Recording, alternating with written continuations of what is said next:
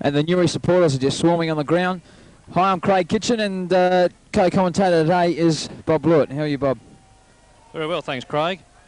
It's certainly an interesting day for football. It's overcast, but there's not much breeze. The oval looks in pretty good nick. Obviously, there's a lot of interest in this game, as you'll probably see by the crowd reaction.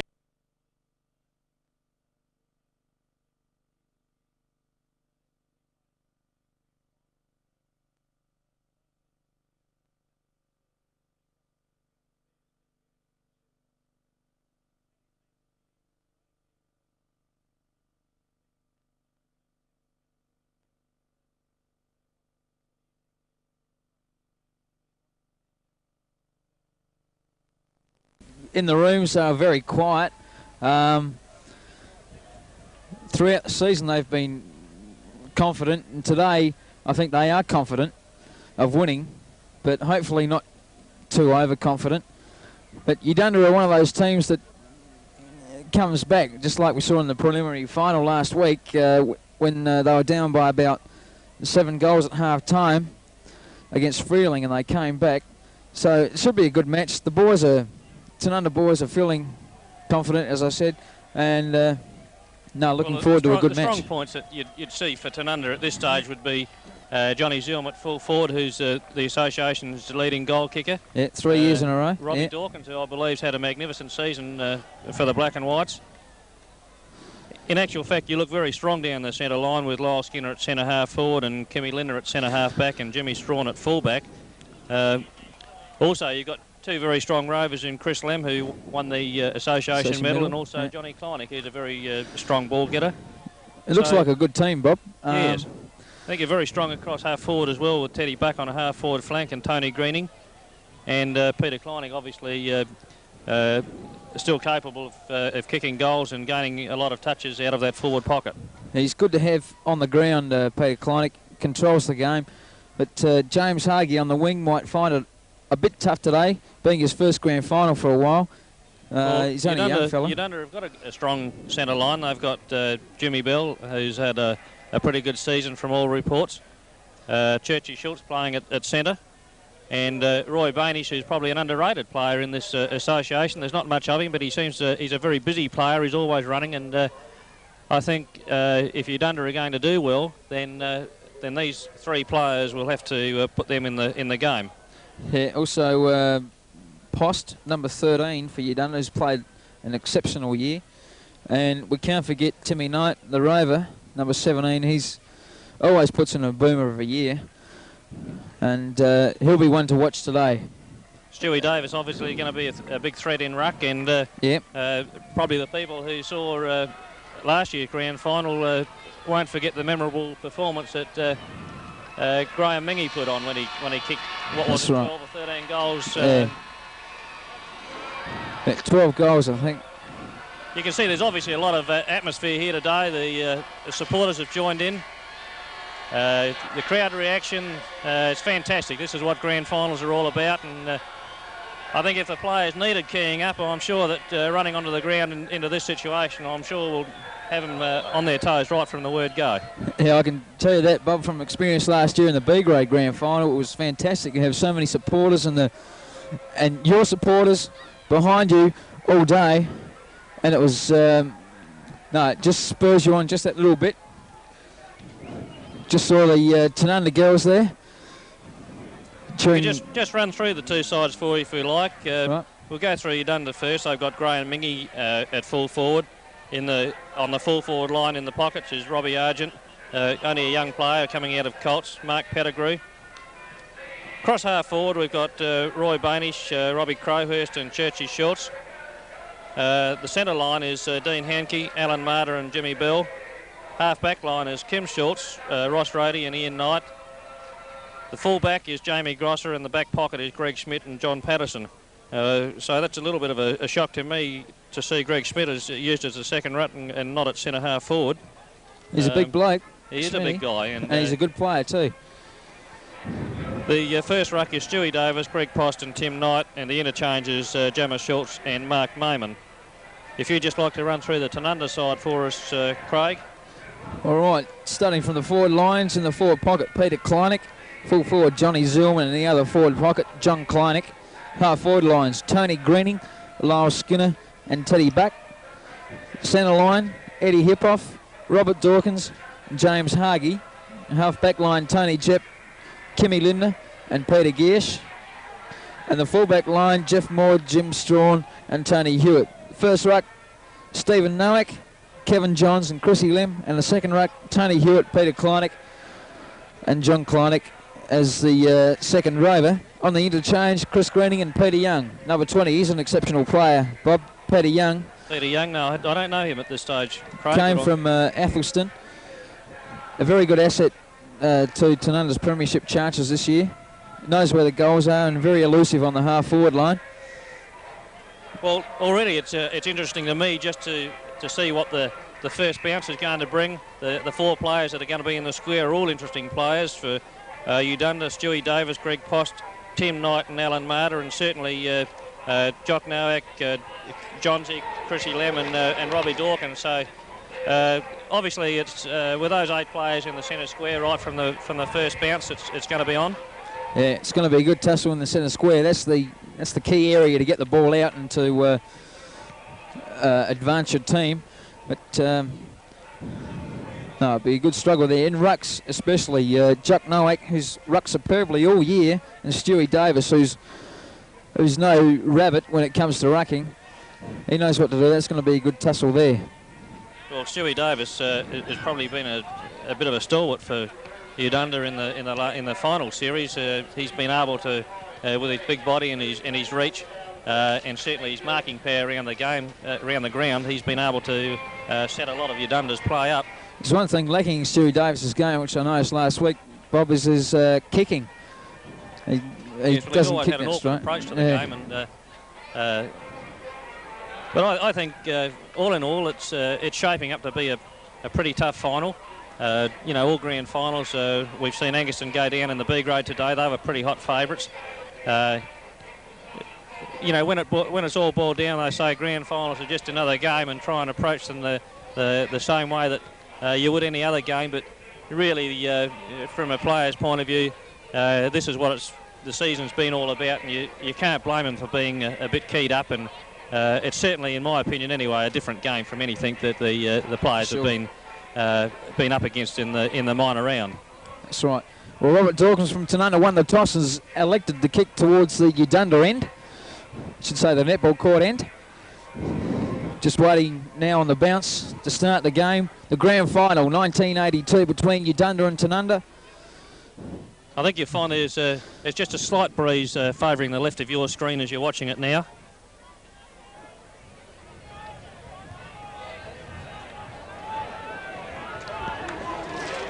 Hope you'll enjoy this replay in the Udunda. We're not doing it for Udunda. So in Tomo's Valley Hotel.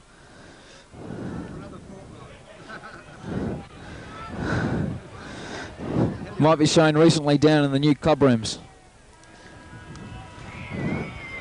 Bounce of the ball now. It's a bad bounce. Favours Timmy Knight. Timmy Knight picks up the ball, kicks towards the half-forward line. Looking for Patterson, I think over the top was Maud. The ball comes to ground. The hand pass out was not real good. Eddie Hippoff tried to smother it away. Timmy Knight comes through, breaks through a few players, has a shot for goals. It's going offline. Jimmy Strawn was there. Tony Jepp takes it over the boundary line. It'll be a throw-in about 2 metres around from the Udunda full forward goals. There's a throw-in. Chrissy Lim kicks it in front of him. 1982 medalist, and gets one around the neck, high. And Chrissy Lim will take the free kick about centre half back position. Looking for somewhere to kick. Up towards the centre wing. Spritty Giersch pushed some guy in the back but got away with it. However, he didn't take the mark. Ball kicked along the ground. Eddie Hippoff's got the run of the ball now. Falls on it as per usual. Bit of a tussle there between the Udunda player and Eddie Hippoff, and there'll be a ball up on Udunda's half-forward flank on the right side. You'll see that it looks like Robbie Crowhurst has badly injured a collarbone or something in the first few minutes of the clash. The ball's now with Timmy Knight, swings it in towards Meggie and Jimmy Strawn, comes off hands, and the ball's in into a skirmish, and there'll be another bounce up. Players obviously a little bit on the nervous side, and they're hoping that things will go right for them right from the word go. Ball up now, comes out to Udunda player in. He snaps towards goal, shot, and it's touched through for a point. It's the first score on the board. That comes from the boot from Churchy Schultz. 1 point, just touched on the line by Jim Strawn, the fullback from Tanunda. Elects to kick long, does Jim Strawn, looking for Robert Dawkins in front and takes a good mark in front of two Udunda players. He plays on now. Long drop punt, looking for Lyle Skinner in front and takes the mark. On the outer side of the ground, wing position. Players moving all over the place. There's Lyle Skinner. Wobbly screw punt up towards the half-forward line. And there's a strong mark there by the Udunda player. He goes short. Ball stopping short, however. Eddie Hippoff's got the run of the ball. Hand passes over to Chrissy Lim. Chrissy Lim over to John Kleinig. John Kleinig's got time and ball supplier. And looking for the lead from John Zoom, I think, and kicks out of bounds on the full. Yes, Grosser for Udunda to bring the ball back into play now. Bit of a wobbly old kick, falling in the hands of Johnny Kleinig. Can't hang on to it, but he's been paid the mark. And he's probably about 50 metres out from goal. Going in towards goal now. Strong kick. Oh, but he's come off the inside of his boot. Teddy Bucknell, he pulled it down, but it's gone out of bounds right in the forward pocket for Tanunda. Good attempt then from Ted Buck to grab that mark. It's a wobbly old kick. Awkward. Greg Schmidt and Greening comes off hands to Chrissy Lamb, and he's whacked it through for the first score of the day, and that's a major to Tanunda, and that certainly put them on the right leg right from the word go. As one player, players at this stage, obviously a little bit on the nervous side from the ball handling situation, but I'm sure that within the next 5 or 10 minutes they're going to settle down to because the conditions for today's play are very good. Perfect. And I would think that we're going to see some pretty good play within the next 5 to 10 minutes. Dangerous player, Chrissy Lim in front of goals. He's a true rover, grabs the ball off the pack all the time and has a snapshot, and very rarely does he miss. But we're back in the centre now. Big fella Davis and Jocko. Jocko Noack didn't get the tap. Chrissy Davis did. Came down to Kevin Johns. Kevin Johns hand pass over to Chrissy Lim. He's put under a bit of pressure there. Lyle Skinner's got the ball now. Dodges around a few players. Hand passes over to Kimmy Lindner. Kimmy Lindner pushed in the back. But however, I think it might be Bell that picked up the ball there. Kicked it up to the half-forward line for Udunda. Tony Jepp was there. And he's given away a free kick to Mayman, I think it was. Mayman's kick up to the full forward line finds Jeff Maud. Jeff Maud kicks into the man on the mark. Timmy Knight has the ball now. Has to play on. The ball comes off the boot towards another Udunda player. That was Bill. And his kick found Lyle Skinner. Skinner running on the ball now. Goes with a nice looking drop punt. Oh, and there's a big fly from Teddy Buck there, but couldn't hang on to it. Comes down to a Udunda player. Robbie Dawkins has it in that scrimmage there, and he's hit too high, and will take the free kick out on the half-forward flank. Looks as though he's going to go long. No, goes short. Looking for the lead from John Zilm. He takes a good falling mark on his knees, but he's out pretty deep in the forward pocket, probably about 40 metres from goal, and I would think he'd be struggling to make the distance from there. Yep. Goes short. Looks for Johnny Kleinig. Loose checking there by Udunda. And Johnny Kleinig hasn't got much closer to goal. He's going short as well. Oh, back to John Zilm, and that really is loose play by Udunda. Especially with a guy like John Zilm left alone. Dangerous around the goal front. He's brought his distance down to about 25 metres on about a 45-degree angle, so there's no doubt that from here he'll have a shot, and we would expect that being the leading association goal kicker that he'll go very close. Ball on the boot now, pretty deliberate shot, and I would say that's straight through the middle. It is, taking Tanunda to 2 goals with Udunda yet to score. Actually, Udunda have scored a point, I think. I hope from Udunda's point of view, that's not a pattern of play, because there were 3 short passes there, all virtually uncontested, and it was pretty loose play. Sure, especially in grand final, players can't afford to leave their opposition players alone. And the result there is on the board now. Tanunda 2 goals to Udunda 1 point. Which they scored earlier on. The first score of the day. Stewie Davis once again got the tap. Johnny Kleinick fisted it forward. Lyle Skinner there. Tapped it over his head over towards Peter Giersch. Peter Giersch up to the full forward line looking for Johnny Zulm. Johnny Zulm from behind punches. Teddy Buck's down there. So too is Schultz. The ball comes out towards that player now. Jocko Noack in front of goals. His kick is smothered. The Udunda player there falls on the ball. So does Tony Greening. Tony Greening over towards Chrissy Lim. Chrissy Lim over towards Ted Buck. Has a shot for goal. It was a wobbly kick. The ball comes towards the fullback there from Udunda. Looks like there'll be a ball up. Right in the goal square for Tanunda.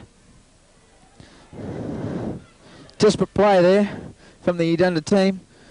Which is naturally, and again, another poor bounce. Chrissy Lim had the ball there in hot opposition from Ian Knight, and the ball will go out of bounds. So he probably shouldn't have on that, Craig, but it looks as though that umpire from Adelaide might have had a few lessons from Bobby Schofield or Peter Mead. Down towards Lyle Skinner, onto his left foot now. There's a free kick, however. It looks as though it's going Tanunda's way. I didn't see what that was for, but Johnny Kleinick, I think, is going to pick it up. Yes, the ball was with Lyle Skinner, but Johnny Kleinick looks as though he's been infringed. Not the most reliable shot for goal, but he's a very strong kick, normally, John. And he's probably in the same, virtually, I would say, almost the exact position that John Zulm just put the second goal through for from Tanunda. Ball's out of play, gone down the hill, just about probably in the netball courts at this stage. Back it comes over the fence, and it will be relayed back to Johnny Kleinick. Going to take a deliberate shot now. Certainly is capable of making the distance. Lining up onto the boot, looks all right off the boot. Goal umpire says hit the post. Gee, I'll tell you what, there's not much movement from the goal post, Bob. No, I think he signalled that, in his opinion, it probably went directly over the top of the post. Right. Yeah. So takes Tanunda on to 2 goals 1. Leading Udunda by 2 goals. They're 1 point. 12 points the difference. Kick out, Jocko Noack from the back takes a superb mark. He's on the half-forward line. He'll go short, but there'll be a 15-metre penalty going towards Tanunda against Stewie Davis, I think. Yeah, bit fortunate then for Tanunda, I think, too. Yes, I thought he played on, but still, that's the way it goes. Brings Noack in to certainly within distance, about 45 metres Just out. about kick this, Bob, I reckon. Oh, awkward right drop. Off the side of the boot, and through for 1 point. But certainly there's good signs there for Tanunda at this stage. That was certainly a fine mark, and they looked as though they settled down just that little bit quicker. I've had about 90% of the play. Tanunda to Udunda 10% in about the first 15 minutes that we've Ball played. brought in by Grosser, going up towards Davis. Davis flies but can't control it. Down to Johnsy. He breaks through the tackle. Is tackled again, gets the ball on the boot, and this looks pretty close. That's a goal. And that's very well done. Very strong play from Kevin Johns because he was under pressure right from the moment the ball hit the ground. And they are the goals that count in grand finals. Could be Tomo's goal of the day from Kevin Johns. As Bob said, under a lot of pressure. Broke a few tackles and kicked a goal. What more can you ask from Kevin Johns, the experienced ex-Centrals player now playing for Tanunda, who's a Starwood champion back in the centre. Noack and Schmidt now. Ball down towards Robbie Dawkins over to Lem. Lem over to Skinner. Skinner back to Lem. This is good play. Lem has a shot for goal and finds Johnny Zulm. It went just a bit short, but Johnny Zulm's got it. I'll give him the benefit of the doubt there, Craig. I think he looked for John Zulm, but unfortunately it's put him on a very acute angle when perhaps at that stage it might have been. He turns around now and looks as though the umpire is still going to make him take his kick. He slipped that back to Davis. But he goes short again. It's a 15-metre penalty. Yeah, that's a penalty.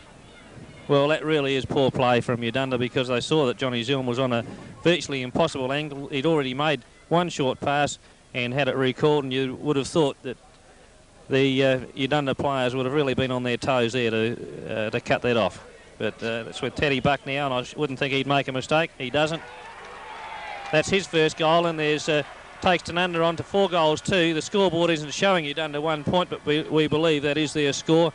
And it's interesting at this stage that Tanunda have kicked 4 goals too, and they've had 4 separate scorers, so that augurs well for the rest of the day. Teddy Buck must be feeling a bit sore too from that push in the back from Stewie Davis, which gave him the 15-metre penalty. But Johnny Zilm, always the unselfish player in front of goals, although he's the leading goal kicker. Doesn't mind giving away a few goals. It's Teddy Buck's first goal. Chrissy Lim's kick 1, John Kleinig and John Zilm. Called for a new ball. Kevin Johns has kicked that goal, I think. Kevin Johns, sorry, Bob, yeah. Back in the centre now, we got Schmidt and Nowak once again. The bounce favours Nowak, who tried to tap it down to Johns. Ball comes off hands. Chrissy Lim's there, roving as per usual. Kicks it out towards Eddie Hippoff, who's got the run of the ball. Oh, picks it up beautifully in front of 2 Uganda players, but he got tripped in the last minute. Number 12 there was Marta. Hand passed over to his teammate. Over was Stewie Davis now. Davis. And he gets a free kick for hanging on. There's a 15-metre penalty against Johnny Kleinig. Stewie Davis plays on. Awkward looking kick. Timmy Knight was there. The ball eluded that player. Kevin Johns kicks towards the centre of the ground. Socket off the ground was from Ian Knight. Follows it up well. Gets a hand pass over towards Schultz, who slipped over, but regained possession of the ball. Bell, Sputty Giersch, tried to dodge around the player. James Hagie's there along with Schmidt. Could be a big tussle there, but number 19, Pettigrew, runs it over the boundary line. On the half-forward flank now for Uganda. Throw in, Schmidt. Nowak. Pretty indecisive. Ball comes to ground, into a pack, and I can't see that the players are going to get out of there. Umpire Bobby Codrington says he'll ball it up. Nowak and Schmidt. Nowak gets that tap. Down towards Kim Lindler, gets the run of the ball now. Goes long with a wobbly old kick down the half-forward line over John Zilm's head. Bounces towards Rhodey. Rhodey come off the side of the boot, and Lyle Skinner will take this on his chest. Skinner going back now, and there's a 15-metre penalty. That's good umpiring, I think, Bob. Hankey runs straight over the mark. And Lyle Skinner can be a very long kick. Looks like he's going with the screw punt. Just about get it there with a screw punt. Big, long, floating screw punt into the goal square. Greening up, can't take it. Down to Post. Post can't take it. Johnny Kleinig over the ball now. Got it, tackled. Ball thrown the ball away. Kicked off the ground. And towards Schmidt, onto Marta. Handballs over towards Hankey. Hankey back to Schmidt. He goes back to Marta with another handball. He goes short now, looking for Tim Knight. The ball will sit for him. Shepherded off well. Onto Knight's left foot. Goes towards goal, and that looks pretty good off the boot. And I think it's just gone straight across the face of goal and through for Uganda's second point. But that was more encouraging play from the Uganda's point of view. They looked as though that was the first semblance of teamwork that they've brought into the game so far. Jimmy Strawn, it's under full back. Elects to kick towards the outer side of the ground. Over the back was Hankey, I think it was, over James Hagee. The hand pass comes out, however, towards Robert Dawkins. Robert Dawkins over towards Peter Giersch and takes a good mark on the half-forward line. Plays on quickly. Yeah, that was just about a throw. Nearly was too. The bounce eluded Chrissy Lim, however, but he picks it up. Looks for Lyle Skinner and finds that ball. Nearly got his head taken off. Lyle Skinner plays on now. Kicks towards the goals. Could go close. I tell you what, he's kicked a goal. Oh, Lyle Skinner from nearly the centre of the ground has kicked the goal. It was called to you there by Craig Kitchen, and you probably saw it come out on your replay there that Lyle Skinner, that sixth sense, just ducked the head at the right time, went under it and put through a goal from about 60 metres out, and also good play in the goal square from Johnny Zilm to keep the Uganda players away from the ball. Well done from Chrissy Lim over in the wing position. The hand pass from Sputty Giersch didn't quite make it to Chrissy Lim, but he picked it up and passed to Lyle Skinner. The ball comes to ground over towards Churchy Schultz now. Oh, there's a beautiful tackle there from Sputty Giersch against Hankey. And Sputty Giersch will take the free kick nearly on the half-back line for Uganda. He kicks it up towards the half-forward line looking for Tony Greening, who's in front. Nearly took the mark. The ball comes to ground now. Comes towards Post. Post gets a pass over towards Marta, and Marta takes a mark. Elects to play on. Gets it over towards Hankey. Hankey's kick is poor. Kevin John spills an easy mark. Easily gets around the player, however. Kicks it out towards the half wing position. And there's a good mark there from Bell. Bell on the wing position now. Plays on. Goes in short. Looking in and finding Jamie Schultz, who's come onto the ground. He's going short across to Marta. He'll take the mark virtually at the true centre half forward position. He'll go short with a poor kick though. Goes across to Johns. His handball over to Hip Off. Hip Off with a handball over towards Morty. He's going to be tackled. Throws the ball on towards Skinner. But Ian Knight cuts that one off. Goes short to Post. Play on. That's a good umpiring decision. And Post heads towards goal. I don't think it's going to make the distance. It's not. It's spoiled from behind. Comes out from the back pocket from Morty. Going towards Sputty Giersch. He takes it on the half-back flank for Tanunda now. Takes a run. Goes down over the wing position. Looking for Teddy Buck, who taps it on and does it all on his own. Gets a kick away. Goes in short looking for Skinner. Oh, that bounced just nicely for him, but he taps it on beautifully over towards John Zilm. He knocks it over towards Chris Lem. He's tackled. Gets away towards Patterson. But he can't, and in comes Peter Klein. He goes with the left foot, and unfortunately running into an open goal. It was just put under pressure just at the wrong time, and his left foot was just offline. But certainly, Craig, if we go back 10 minutes to the way the game was played, I think the players are starting to open up and throw that ball around, and their confidence in handling the ball now, I think, has grown immeasurably since the first few minutes of the game. That was Peter Kleinig's first kick too. One behind. 5 goals, 3 Tanunda. Udunda 1 point. We've played about 25 minutes into this first quarter. The kick out towards the half back line for Udunda. Ball comes to ground now. Picked up was Johnny Kleinig. Gets his kick down towards number 6. I think it was Grosser. Over towards Johnny Kleinig again. James Hagie's in the action now. Oh, he's going to get run down and gets caught for holding the ball. Just held onto it. Wanted to do too much, I think, then James Hagee. But that's Post. Post kicks the ball out towards the half back line.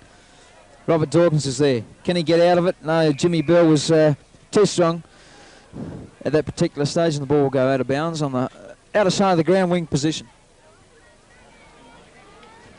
In now, Nowak and Schmidt. Knocked on towards Bell and running towards the boundary line. And although Jimmy Bell brought the ball back into play, it had already gone over the line.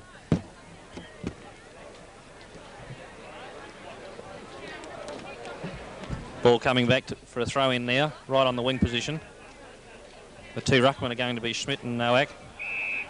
Ball comes in now. Up they go, a bit of pushing. Dawkins comes over the top and gets it towards Lem. He gets a bit of an airy, goes on to Post. He goes towards the centre half forward position. Up they go. No one can control it. Down to Churchy Schultz towards Mingy. And that's a good spoil by Jimmy Strawn. Jimmy. Yep. And the ball's knocked out of play, right deep in the forward pocket for Udunda. Scores at this stage. Udunda still sitting on 2 points. I think that scoreboard's wrong to Tanunda 5-3. Comes in now. Johnsy up with Mingy. Down to Chrissy Lem. He goes on his right foot short towards Sputty Giersch, but the ball bounces over that player's head and finds Jimmy Bell. He goes with a wobbly old kick in towards the centre half forward position, and it's marked by Hankey. Hankey on with the game now. A little bit of confusion, but in towards the full forward area. Schmidt can't pull it in. Down towards Bainish. He overruns the ball, couldn't get back on it, and it's into a scrimmage. Once again, Jimmy Strawn punches the ball away. Sign of a good backman, Jimmy. And it's probably his last game. He's going to play for Tanunda for a while because he's going up the bush, up the Burke. Then Mingy in front takes the ball, has a kick. Jimmy Strawn was there. It was Davis. Gets the hand pass over towards Timmy Knight. Timmy Knight has a shot for goal. It's not a bad shot either. I tell you what, he's put that through for Udunda's first goal.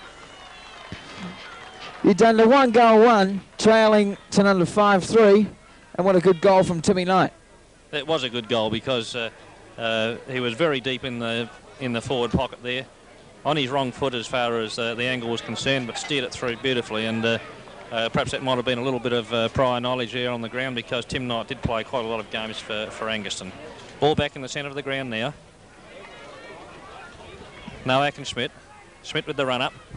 Nowak reaches the ball first, though. Comes down towards Lem. Thrown across by Hankey towards Rob Argent. He's hit high and hard and will take the free kick. Looks as though he's injured his leg. Ball's going to be taken by Jammer Shorts. He goes out to the half-forward flank looking for Mingy. Mingy up. Got his hands to the ball but couldn't hang on to it. Roy Bainish takes it. Tries to steer it in towards full forward, but it's a poor kick and it's out over the boundary line. Uganda players asking for out in the full, but it's out in for throw-in. Well played by Jeff Moore, then experienced backman. Ball comes in now. Kevin Johns breaks a few tackles, gets a hurried left foot kick. He's under a bit of pressure. Number 9 there was Hankey, tried to get a hand pass out. Tony Greening on the ground. Beautiful hand pass over towards Tony Jep. Kicks up towards the centre half forward position looking for Peter Young. But in front was Schultz. Schultz has picked it up now. Kicks it up towards Marta. Marta should mark and does so under hot opposition from Kimmy Linder. And Marta over towards Post. Jamie Schultz, I think it is. He's taken the mark out Jamie on the Schultz, half-forward flank. Yeah.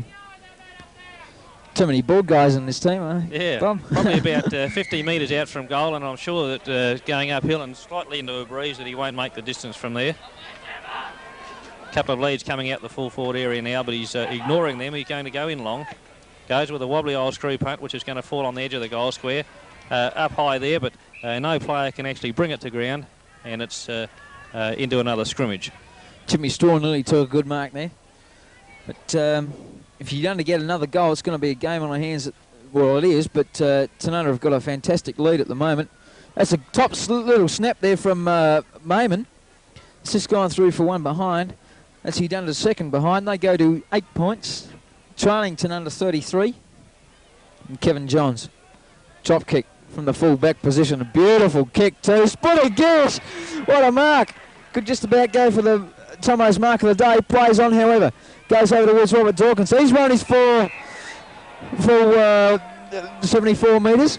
He's probably a bit unfortunate there because Kevin Johns is probably one of the last decent exponents of a drop kick. Brought that well into the centre square, and the ball eventually finished up with Johnny Zoom right down in the full forward area, but of course the free kick was against Tanunda. Ball punched away from a Uganda player. Picked up now as Timmy Knight dodges around. Kimmy Linder has a shot for goal. It's a wobbly old screw punt, but I'll tell you what, it's going to go close. In there was Tony Hewitt.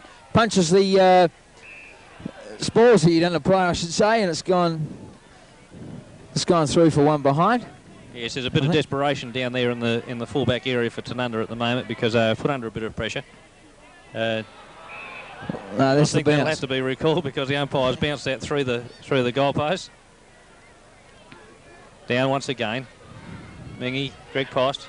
Mingy has a fly with the boot but doesn't make contact, and the ball's rushed out over the boundary line, deep in the forward pocket for Uganda.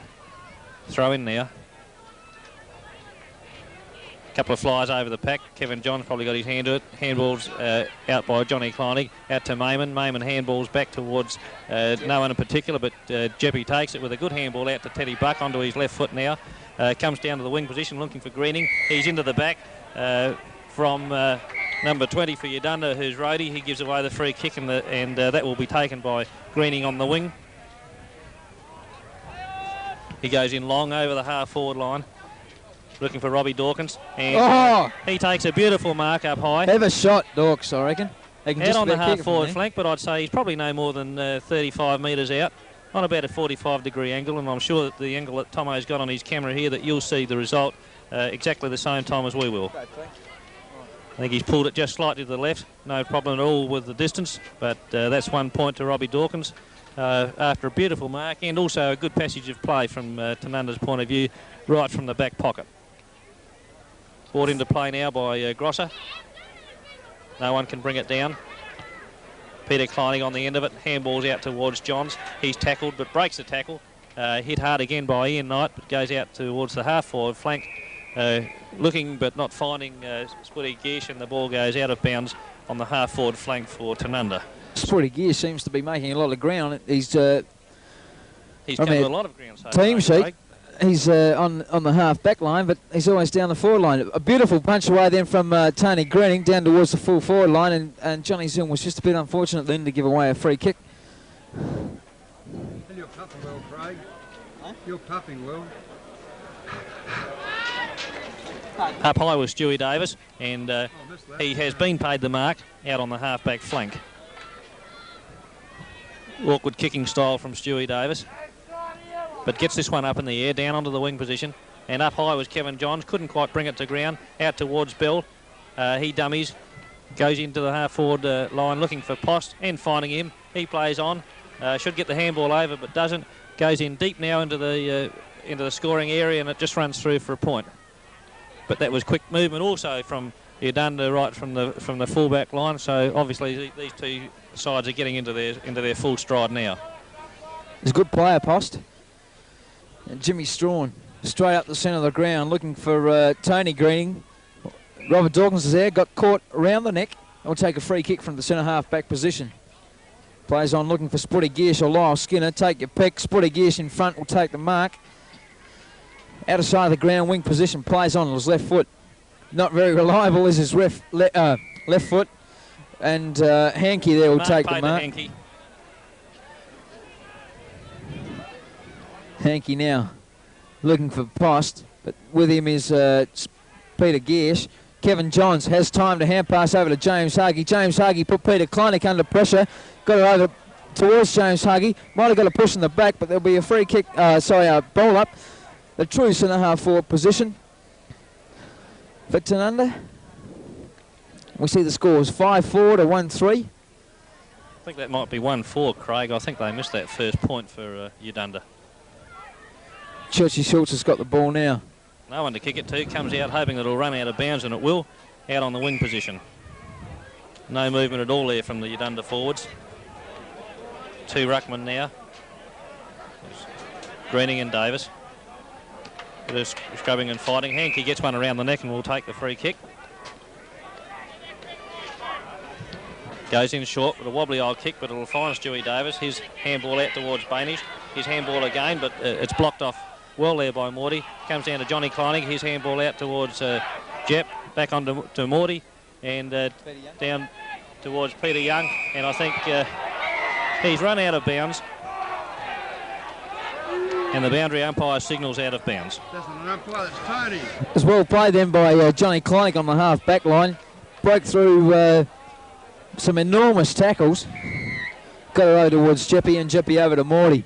But unfortunately for Tanunda, the ball went out of bounds. Robert Dawkins up high for that ruck. Gets it over towards Johnny Kleinig. Johnny Kleinig up towards the full forward line. Peter Kleinig over towards Chrissy Lim. But the ball is still in play. Peter Kleinig tips it over his head, but there's no Tanunda play there. And it's Rhodey.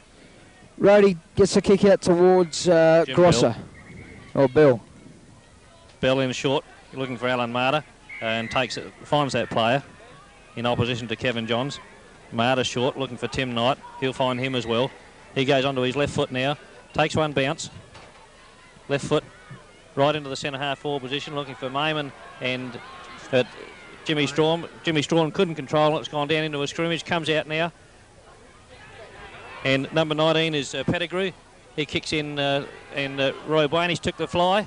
Couldn't control it. And out of bounds deep into the forward pocket.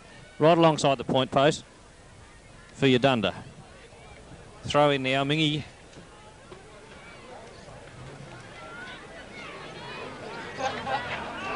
Oh...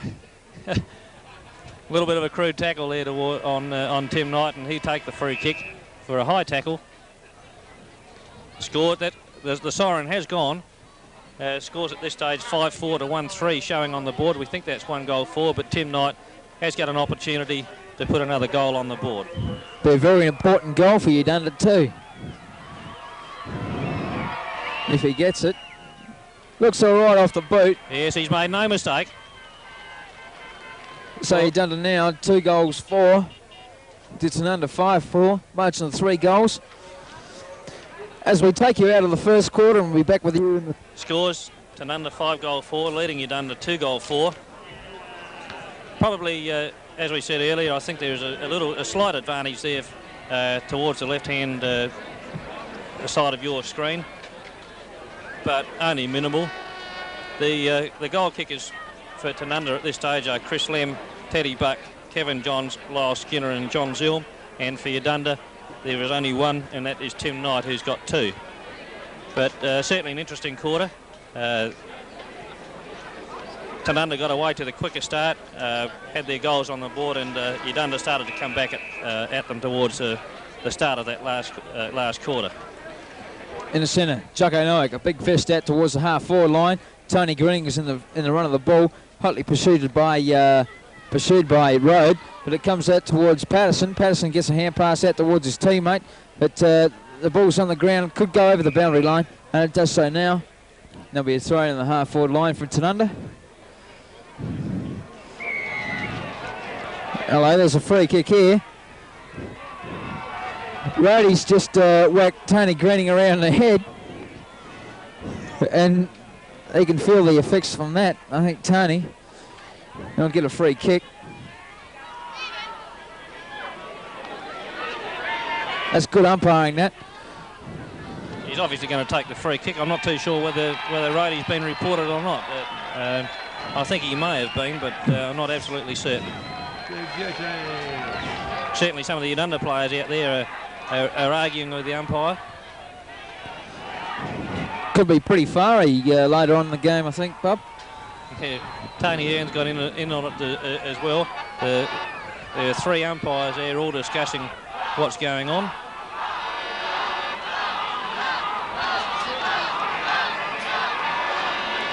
Well, I don't know what's happening over there. All having a bit to say. I wish we could tell you what's happening, but unfortunately we're guessing probably the same as you are. The players are obviously believe that Tanunda's are going to get a free kick, but play's probably been held up now for somewhere in the vicinity of 60 seconds. Still can't seem to make up their mind what's going on.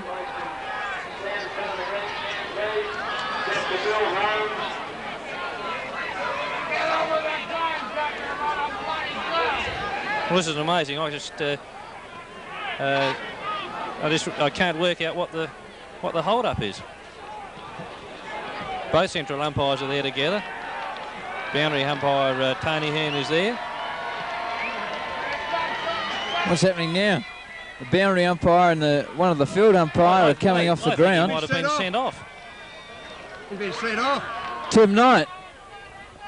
No, that's Churchy Schultz. Captain. The umpires are coming across towards the steward, and I got Dr. Burt there. Doc Burnt's there.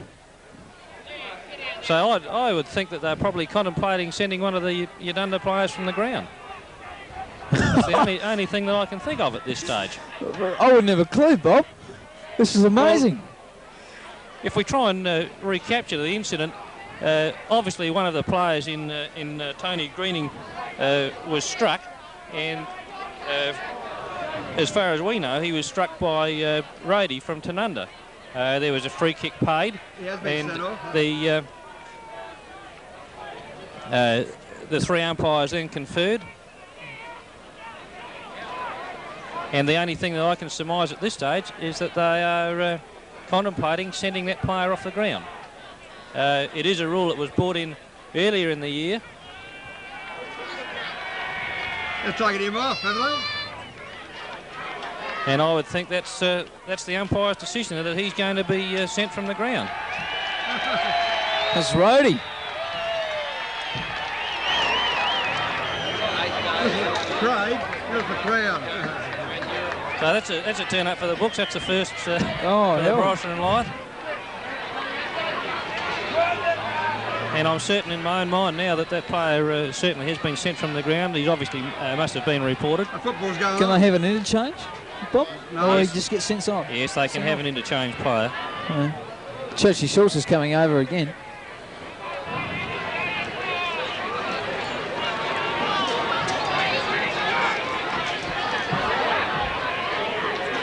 Well, it looks as though the game's about to start after a delay of I would think some 4 or 5 minutes, and the ball's with Tony Greening. He's going to go deep into the forward area, goes with a long screw punt. There's a beautiful looking kick right into the goal square, and up and taking the mark for Uganda is Schultz. He comes across the ground towards the half-back flank. Up goes Jimmy Bell. He can't control it, but comes down to the ground, and Peter Kleinig. Whistle's gone. Called to play on was Peter Kleinig. Handball from Post over towards Marta. Bounces awkwardly for him. He's looking for backup. Gets it in the form of Schmidt. He goes with his left foot, and I would think this is probably out of bounds on the full. Didn't really take his time then, Schmidt. Didn't look at all. That was poor play from an experienced player, having played quite a bit of football for North Adelaide. It's pretty gear. Shot the half-forward line. Looking for Lyle Skinner. It's over the pack of those players and out of bounds. And there'll be a throw in about... Craig, I noticed that Roddy, I'm not sure that he's not still on the ground. He's standing down there right on the boundary line being attended to by the trainers. So... Probably his hands a bit sore, I think, from smashing Tony Green in the face. I don't know. We're all pretty confused at this stage as to what happened anyway. Anyway, the throw-in. Tony Green and Schmidt. The ball comes down towards Timmy Knight. His kick was nearly smothered then from Lyle Skinner. The bounce eludes Kevin Johns, but Timmy Knight firing up well. He did that well. Get a long hand pass over towards Stewie Davis. Stewie Davis something towards his wingman in Grosser. No, it's Bainish. He's still struggling for the ball. The ball comes out towards Mayman. Mayman was pushed in the back, and there'll be a free kick to that play. I think you'll find it goes to Tim Knight. That was behind the play. Yep. Tim Knight now to take the kick. Goes in short. Looks for number 24 in the form of Jammer Schultz. He's got the ball on about a 45-degree angle, probably about 35-40 metres out from goal, and I'm sure that he will take a shot for goal. Scores at this stage 2-goal 4 to 5-goal 4, unchanged from the quarter-time break. Comes in there, ball onto the boot. Looks all right off the boot. It is. It's a goal to Uganda, 3-goal 4, and it's Jammer Schultz's first goal. But I also noticed down there that Rodey seemed to be still on the ground, and then I noticed Robbie Argent, who's limping badly, come on and has gone to the forward pocket. So perhaps at half time we might be able to clear that up for you. The ball back in the centre of the ground now. The two ruckmen, Nowak and Davis. Ball down there. Stewie Davis up, gets the tap towards Schultz. He can't control it. Comes down towards Johns. He breaks the tackle. Goes in towards the half-forward line and finds Skinner.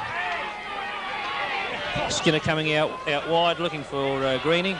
Greening over his head, but can't control it. Down towards Patterson. We've lost another keg. Handball over towards Johnny Kleinig. He'll run into an open goal and bundled into the goal post after he kicked the ball. But that's certainly a great goal from Johnny Kleinig's point of view. It's a beautiful hand pass from Johnny Zell, and Johnny Kleinig's run straight into the goalpost. I think the goalpost might have been worse off there. Johnny Kleinig's a pretty solid guy, but to not get back that goal that Uganda have just kicked. So the difference now is exactly 3 goals, 18 points the difference. And that's Johnny Kleinig's first goal. First goal. Back in the centre, see how this bounces. Straight up, good bounce. Jocko Nowak up high. Stewie Davis got the tap towards Timmy Knight. He passes it over his teammate and Marta. Marta gets his hurried kick, and it's a high one too. Tony Jepp takes a good strong mark. It was a high ball. And Jeppy elects to find Robert Dawkins. Oh, a bit lucky there. Dawkins was to get the mark, but he plays on now. Kicks it up towards Johnny Zill and just bounces inside of the boundary line. And will go out of bounds now in the forward pocket for Tanunda. Yeah, well, I'm with you, Craig. I don't think he marked the ball. I think it was a fair enough attempt to spoil, but that's the way it goes. Ball in now into the forward pocket. Up is Schmidt and Greening. Schmidt gets the tap down towards Knight. He can't control it. Comes back to him on his left foot now. Walks well, but the ball is smothered off the boot by John Zill. Comes out now towards number 14 in Schultz. He makes good evasion. Comes with the left foot towards Bell. He can't control it. Runs into his own teammate in Davis. Goes across to James Hagee. He goes across the centre towards centre half forward to Robbie Dawkins, who goes high up into the goal square, and it looks as though Johnny Zill has taken a great mark over his head. What a mark! And certainly that was beautiful body positioning by John Zill. and he'll be on a 45-degree angle, perhaps even a little bit more. The umpire's pulled him around, but being a specialist full forward and being only a matter of yards out, I'd be disappointed if John Tilm doesn't put this through. Moving in now, straight onto the boot. Tanunda Cheerscott are not going to argue with the goal umpire, that's for sure. That'll take their score on now to 7-4, leading Udunda 3-4. That was a beautiful mark in from Johnny Zilm. Fingertip stuff, going the wrong way. Could just about vie for the Tomo's mark of the day. At the moment, Robbie Dawkins is vying for that honour. And so too now is Johnny Zilm, I'd say. 4 goals the difference. 1982 Barossa on Light Grand Final, Tanunda Udunda. So far full of incidents, and Patterson. Now that Robbie Argent's coming off the ground, limping badly, and it looks as though he's going to be replaced by Rhodey, so obviously he wouldn't have been sent from the ground for that earlier incident. Up high was Davis, got the tap down once again to Timmy Knight, who played for the free kick. Nearly got it too, but the kick came up towards the half-back line for Tanunda, and Jeff Maud marks it in that position. Half gets his kick up towards the wing position, and over the back was Grosser. Oh, hang on. I thought Grosser had that mark. The umpire's going to confer with the other one. The umpires are confused again. Actually, this is not good umpiring, because there's a disputed mark there, and it looks as though Teddy Buck. Rhodey's going off again. That is interesting, because it looks as though, as we thought from that incident, that he was sent from the ground, and I must apologise there for that earlier remark where I said the umpires were confused. It looks as though the players are confused also. The mark is paid to Teddy Buck, and umpire Bob Codrington has noticed that Rhodey has come back onto the ground. Doesn't really help the game much, Bob. No, well, it's not, but I would think the officials are probably confused at this stage as well.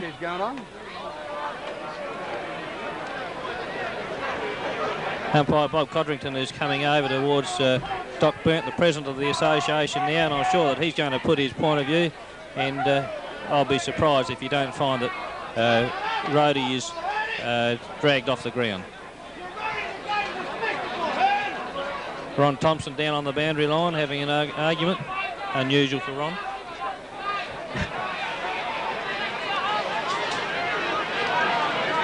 But if this is the case, that's going to place Udunda in quite a few problems, because Crowhurst was injured badly, and I would suspect that his collarbone may have been dislocated or broken in the first seconds of the game. Robbie Argent, we've just seen limp off the ground, and I'd be very surprised the way he's moving if he takes any further part in the game.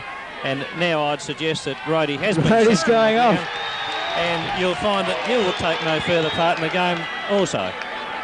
So this effectively brings the situation at the moment is that brings Udunda down to the equivalent of 17 players, trailing Tanunda by 4 goals, and if they get out of this, I think they'll be better off than Houdini.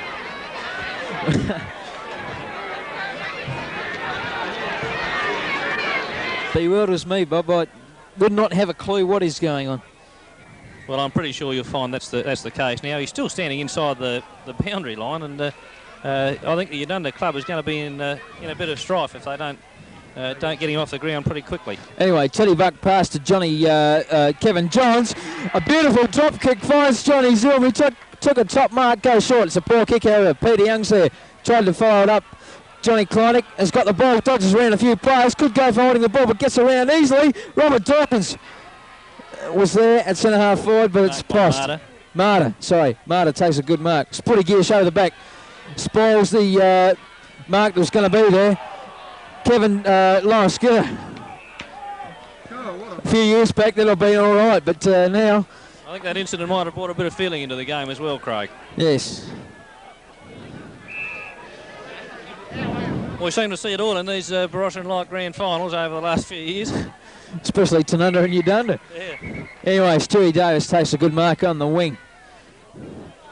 That's not a bad drop punt for Stewie Davis. Kimmy Linder over the back, tried to spoil Schultz, I think it was. Schultz has a shot for goal and has bottled it. Actually done his 4th goal. And Schultz's first. Second. 4 goals for Udunda. Tanunda 7-4. Margin of 3 goals. Well, that was a good mark by Stewie Davis and probably his best kick of the day. Found Jammer Schultz. And when he gained control of the ball, it seemed as though everybody was looking for him to do something else with the ball other than turn around and kick a goal. But Jammer Schultz at centre-half forward now has kicked 2 goals and brought Udunda's score up, I think, to 4-4, is it? Trailing Tanunda 7-4. Back in the centre of the ground with Davis and Nowak. Good bounce. Down in the centre of the ground, comes out with Johnny Klein. He goes with a left-hand handball out towards Ted Buck, goes with his left foot over towards the half-forward flank. He'll find Chris Lem in front of Patterson. He goes with his left foot down towards John Zilm. He can't control it, tries to hook it back from the boundary line. I think he's successful in that, but only for a short period of time, and it's gone out over the boundary line. Just going a few metres from that tap back from Johnny Zilm. Tony Greening tried to get it over towards Peter Young, but in there is Schultz. Schultz has got the ball. He's nearly caught on the ball, and he is. James Hargie will receive the free kick. That's a good decision because Schultz turned around and run into James Hargie. He goes with a short pass looking for Greening. Can't control it. Comes out with Post onto his left foot. Goes across goal. Well, that's a bit dangerous. Nearly found Peter Kleinig, but Jim Bell gets onto his left foot. Goes down towards the wing position, and the ball will bounce out of bounds, almost to the wing position. As the supporters and everyone has done another kick, as you'll probably hear. Throwing now up towards Davis and Nowak, down to Dawkins. He gets a quick kick, and I think you'll find that's gone out of bounds on the full. To be brought into play by Bill. He goes long over towards centre half forward, looking for Jammer Schultz. Takes a great mark in front of the eyes, and he's giving Kim Nillen a bit of a run around at the moment. He goes across ground over towards the half forward flank, looking towards Mayman. It's punched away from him towards Jep. Goes out towards Bainish. He evades Jep now, goes short, looks for Mayman, goes past him, down towards Ted Buck, I think it is. He goes onto his right foot, goes over the wing position, looking for Greening, and Poster's there as well. But you'll find that the ball has beaten them all out of bounds over on the far side of the ground, in between wing and half forward for Tanunda. Nowak has been on the ball all day, and Stewie Davis. Front position was Nowak, but the ball comes towards Tony Jep. Lee over the boundary line. I think that might have been Knight that punched it out towards his teammate, but Teddy Buck will receive the free kick for hanging on without possession.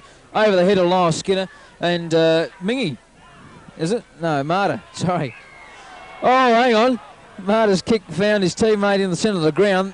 It's been played to Mark, but the umpire's called play on. You can do that. Tony Hewitt coming through. Well played, Tony Hewitt, I tell you what. Gets a hand pass over towards Lyle Skinner. Lyle Skinner's got control of the ball now. Better pick it up quick.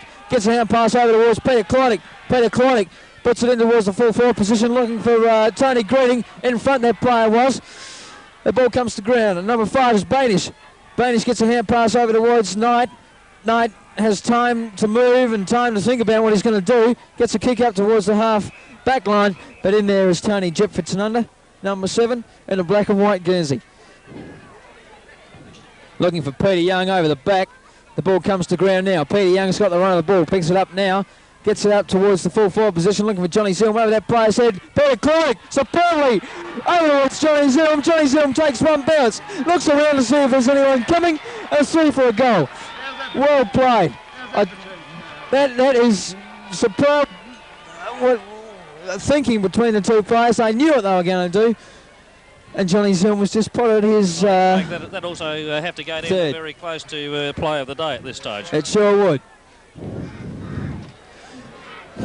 Gee, it looked like they practiced that about 100 times.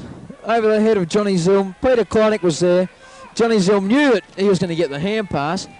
He's got a bit of pace too for an old man, Johnny Zilm. And puts through Tanunda's 8th goal in the centre. Nowak, Dawkins has the ball. Long hand pass looking for Lyle Skinner on the half forward line. The bounce favours that player. Oh, he does it well fella. takes one bounce, kicks up towards the full forward area. Ball might drop short over the back. Peter Young! Oh, what a mark! Sensational mark, wasn't it? And I'm sure that would be very close to the mark of the day also. So we've seen the play of the day and the mark of the day, in my opinion, at this stage, within probably about 20 seconds of each other. Peter Young now. Oh! Looked funny off the boot, but however, Peter Young has put through Tanunda's 9th goal. 9 goals for Tanunda. You've done a 4-4. And well played, Lyle Skinner there. He looked a bit slow, but eluded the player cleverly. He's got a brain, that guy, a football brain. And it went up towards Peter Young and took, as Bob said, a sensational mark. Yes, I'm sure that what's happened this quarter, and looking at some of the Yadunda players out there, that they are slightly in a confused state of mind at this stage as to what position some of them should and shouldn't be playing.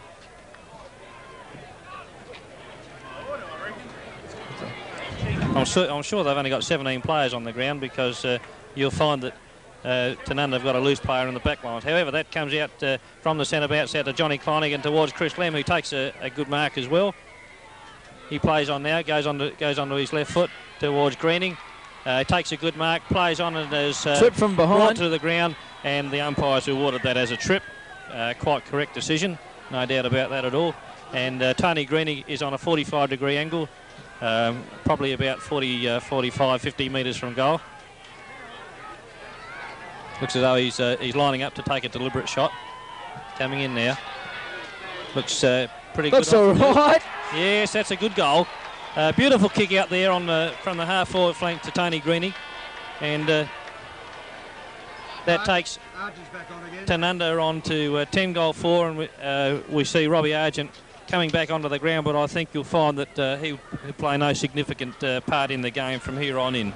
As you said before, Bob, 17 players on the ground. Yadunda did have, but now Robbie Argent's come on. He'll go straight into the forward pocket, I think, on Tony Hewitt. Jocko Noack up high, inspiration burning in his blood. Robert Dawkins brings it down, gets the kick up towards the full forward line. Johnny Zilm over the back, nearly took the mark. Chrissy Lem's in front of in the race for the ball, and he goes out of bounds. In the forward pocket once again for Tanunda. Tanunda have had most of the play this quarter in their forward lines.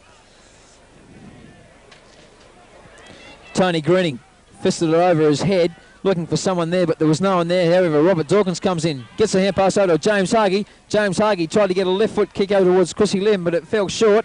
Ball comes out towards Post now, takes one bounce, has the speed to do it, takes 2 bounce. Peter Kleinick right on his hammer, pushes him over at the last minute when he kicked it, and it marked from Stewie Davis there in front of Kimmy Linder. That's Tony Jepp, I think. I'll try again. Tony Hewitt. Stewie Davis's kick, looking for Mingy, uses his body well, but the ball comes to ground. Kimmy Linder's in there this time, gets a hand pass out, but it came out to a play. I think that might have been Bainish. Throws it across to Tim Knight at virtually the true centre half forward position, and I think Tim Knight probably will be able to make the distance from there. As I said, directly in front, about 40 metres out from goal. Yadunda 4-4, trailing Tanunda 10-4. And that looks as though it's a pretty good kick, going very close to the goal post. And unfortunately for Yadunda and Tim Knight, that's gone through just on the wrong side for a point, taking him on to 4-goal 5. So far, Tomo's mark of the day would have to go to Peter Young, I think, Bob, and play of the day. Kleinick to Zilm. Yep. So far.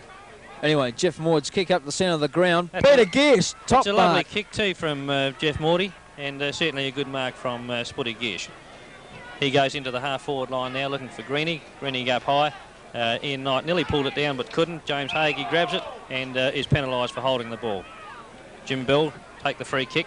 Goes very short, right into the centre of the ground towards Marta. Marta goes long with a wobbly old punt towards Morty, who's pushed in the back, says the umpire, and he'll take the free kick. Sorry, Jimmy Strawn that was. He goes handballs out now to Jep.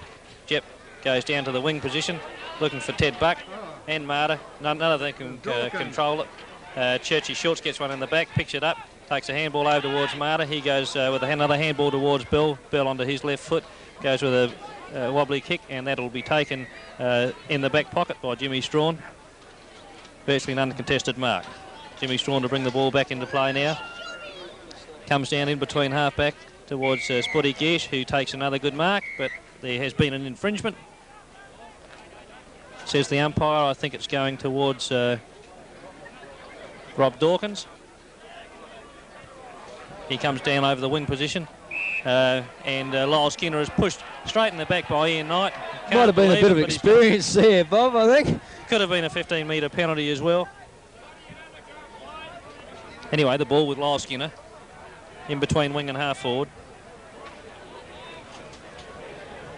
Ball on the boot now. Goes down over the half forward line. Looking for Tony Greening, but the mark is taken by Greg Schmidt. He'll play on now. Goes across to the other side of the ground towards the wing position. Teddy Buck and Schultz is out there. Schultz gets up early, but Ted Buck recovers the better.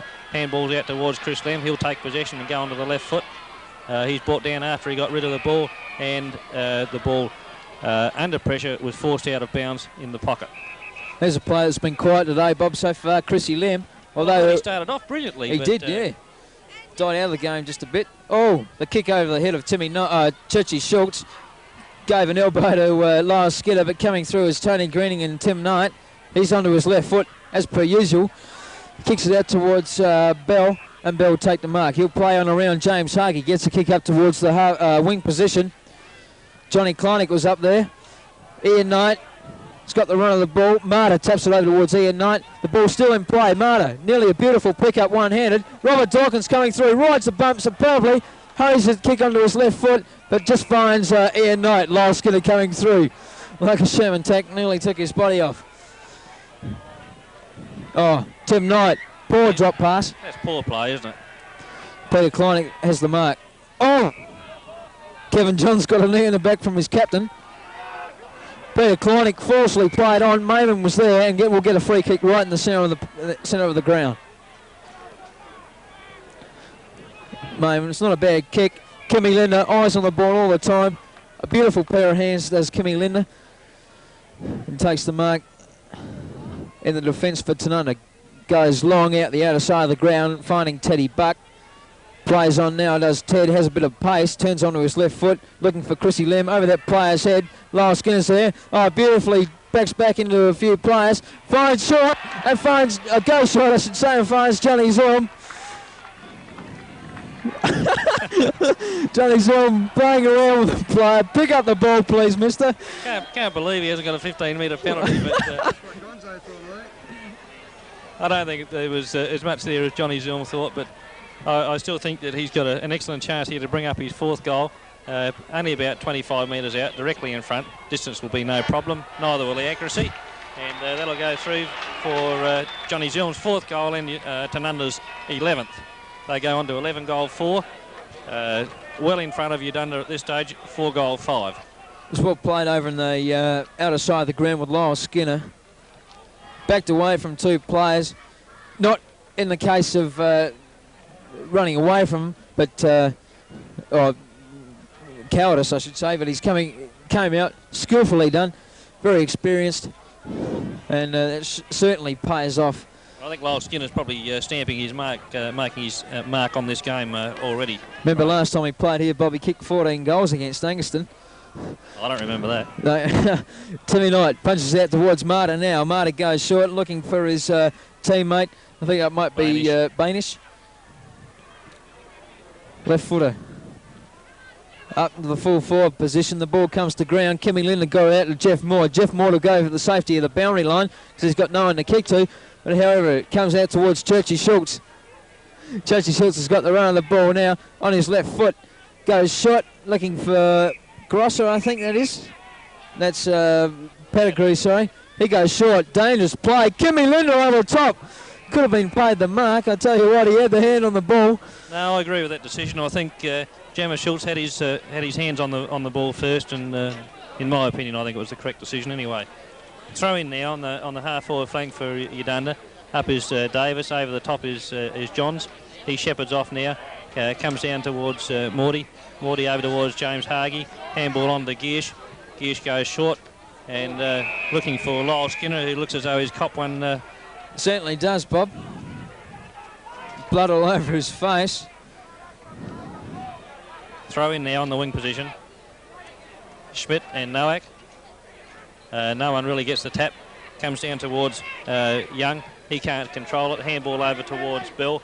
Hooks it back towards the centre of the ground. That's a good kick towards Schultz. And Kevin Johns is not impressed. Greg Schmidt runs in. It's on here. And she's on again. The 15-metre penalty against Kevin Johns. And Churchy Schultz will take that. If he's got any common sense, he'll get on with the game as quickly as possible. I think Kevin Johns might be in a bit of strife there. But he's a pretty tough character. And short little kick over towards Jim Bill. He's taken the mark. You've done the trailing 4-5 to 11 goal 4. In comes Jimmy Bill now, shooting for goal. Puts it onto the boot. Very close to the left-hand goal post. Just on the wrong side as far as Uganda are concerned, taking them on to 4 goal 6. I think Kevin Johns got a little bit upset by the boot that came up from Churchy Schultz when he took that mark. Anyway, Jeff Maud, full back position, straight at the ground, looking for Peter Gearsh over the back. Oh, good mark, Peter. Plays on now, hand pass towards Robert Dawkins. Peter Gearsh got fouled after he got all the ball. The ball came towards Teddy Buck, couldn't control the ball. The hand pass over towards Schmidt now. He's got left foot. Up towards the centre half forward position. Kimmy Linder from the back. Oh, I tell you what. That could have been close to a mark to Kimmy Linder, but unfortunately Argent's pushing a few people around there. Argent shouldn't do that. He's on one leg. He's only on one brain. And to tussle with some guy like Kevin Johns, he's... anyway, I won't say it. Jamie Schultz, centre half forward. Well, I think Tim Knight might have instigated that little incident. Oh, that'd be right too, I think. Schultz. Offline. Uganda's 7th point. 4-7 they are. Trailing 10 under, 11-4. And Jeff Maud from the full-back position once again. Gee, kicking in beautifully.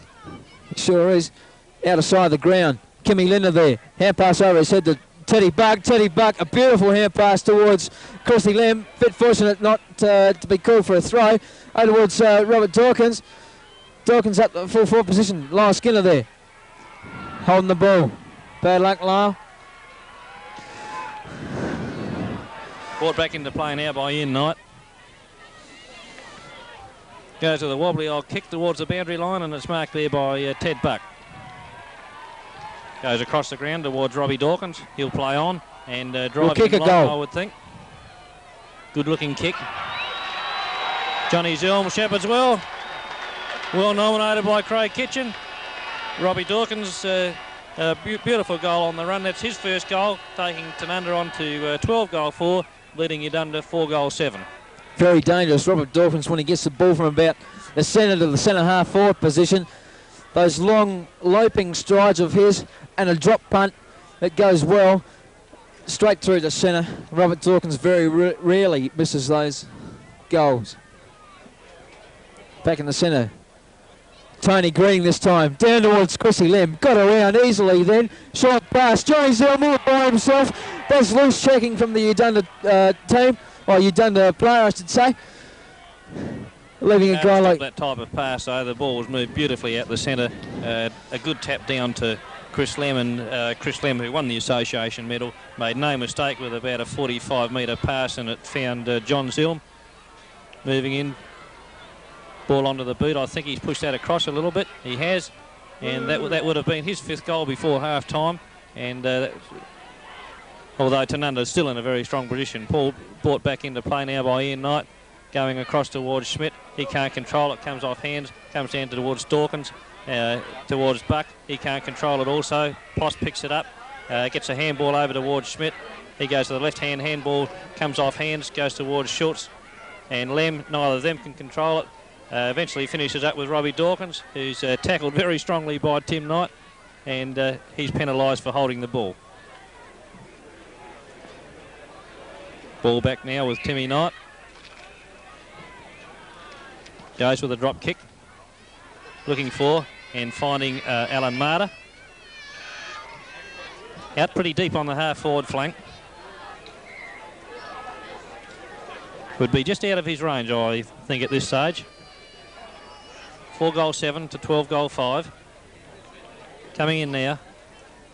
Ball on the boot. Go right up into the goal square. Big play and a smash through from Kim Linder for another point to Udunda, who go on to 4 goal 8. Tell you what, it's going to be hard to pick best players, Craig. At this stage, I see Lyle Skinner, Robbie Dawkins and Spuddy Gish. I think he's been playing on a wing, have all done useful things, and Johnny Zilm at full forward has given them something to aim at. Yeah, there's that man, Robbie Dawkins there. Just took a good mark. On the ground now is Eddie Hipoff, having 8 stitches in his calf. The kick up the ground came off hands down towards Patterson. Patterson hand passes to a teammate, comes back to Patterson now. Hand passes over towards Hankey. Hankey's got it now, kicks it up towards the centre half forward position. In front, Jimmy Strawn takes a beautiful one-hander mark. Gee, he's played well today, Jimmy Strawn, in that full-back position. He's punched when he has to punch and marked when he has to mark.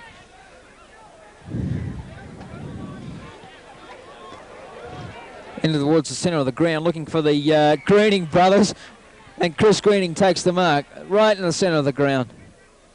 He's played well since he's come on, but it's a wobbly old kick, but it falls straight to the arms of Lyle Skinner, and Lyle Skinner should easily make the distance from there.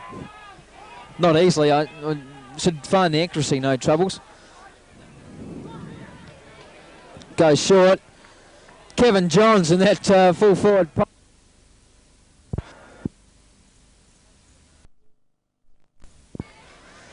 Back player. Yeah, he's a back man.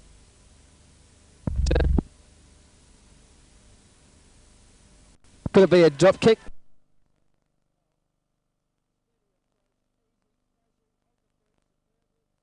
To Kevin Johns, that makes it 2. That's Tanunda's 13th. Look at a of 51 points here now at Panther Park. Yeah, so it's going to be very difficult to see Udunda get back into this game, certainly from their playing personnel, injury-wise, and also I don't think the method is there. And Tanunda at this stage are really stamping their authority on this 1982 grand final. Might put a few critics straight from the end of the beginning of the year. The Tanunda young experienced team, but I tell you what, they've come back with a vengeance. The ball, Robert Dawkins, that superb man in the centre. Timmy Knight's there too. Churchy Schultz. A fresh air shot then from Ian Knight. Chrissy Lim had the hand pass out towards Peter Kleinig. Peter Kleinig back over towards Lyle Skinner. Lyle Skinner to Tony Greening. Has a shot for goal and just fades across the goal post and through for a point. As the half-time siren sounds. Udunda 4 goals 8, 32 points. Trailing Tanunda 12 goals. 13, I think we'll find. 13 goals 9. I think it is. 13 goals 6. 84 points. A margin of 52 points, I should say. And looking at the best players, Bob, as I said before. Well, I think Lyle Skinner's got to be very high up. He had an excellent quarter. That quarter, his first quarter was pretty reasonable. As a matter of fact, you could run through quite a few of the Tanunda side who've all played well. I think Robbie Dawkins has done extremely well in the centre. I think Spuddy Gish has played well. I think he's playing on a wing. John Zilm with 4 goals and probably could have had 5 or 6. He's certainly given something to aim at. Chris Lem, who started off brilliantly, fell out of the game towards the end of the first quarter and the beginning of the second quarter, but he came back strongly into the game in the second half of that quarter. You mentioned Jimmy Strawn at full back. He's played well. Kevin Johns has done some pretty useful things. Across half forward, I think Tony Greening has done a couple of useful things. One of your younger players, James Hargey, he's battled pretty hard as well. And I thought Johnny Kleinig, although a bit quiet towards the end of that second term, had a pretty strong first quarter. I think it was only his kicking that let him down. But he's certainly been a good backup to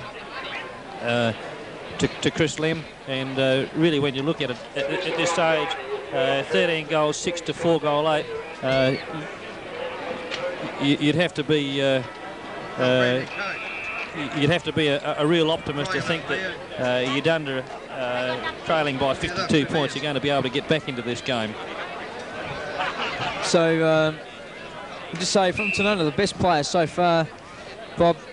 Well, my best three, I think, at this stage, I'd certainly be looking at Lyle Skinner. I think mainly from the fact that of what he's done with the ball, the opportunities he's been able to create.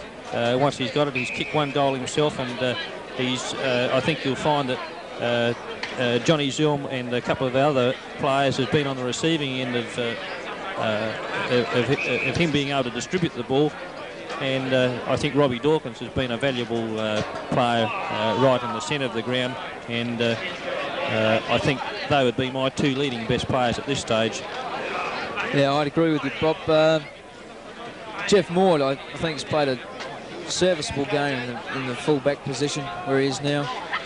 He's done his job well, so too has Jimmy Strawn. But yeah, the three top players for Tanunda, I'd say, would be Skinner, Dawkins, and probably chuck in there Strawny and Morty, Jeff Moore. Yeah, I think all the backlines played very solid football. Probably a little bit to my surprise, probably one of your worst players at this stage, I think. Peter Kleinick. Kimmy Lindner. He's centre-half back. But I'm sure that he's a great player for Tanunda, and I'm certain that he'll be able to lift his game. Sure. From Uganda's point of view, I think probably Tim Knight is in there fighting hard. And I'll use that word in slightly inverted commas on a few occasions. Jimmy Bell on a wing has had lots of touches without sort of really getting a lot of penetration. Hankey, he's played all right. Hankey started off well, but I thought dropped out of the game. Roy Bainish has tried to be a busy player, but when you go back to some of their players, Alan Marder, I think it has been serviceable, but he's been standing Robbie Dawkins, who's been a tower of strength for Tanunda, so certainly a lot harder to find from Uganda's point of view. But I think at this stage we've got a couple of awards that are sort of going. One of the player of the day, I think I'll still settle for that passage Kleinick of play from Kleinick to Zulm, correct, and the mark of the day to young Patterson. Was it young Patterson? Peter Young, sorry. A brilliant mark.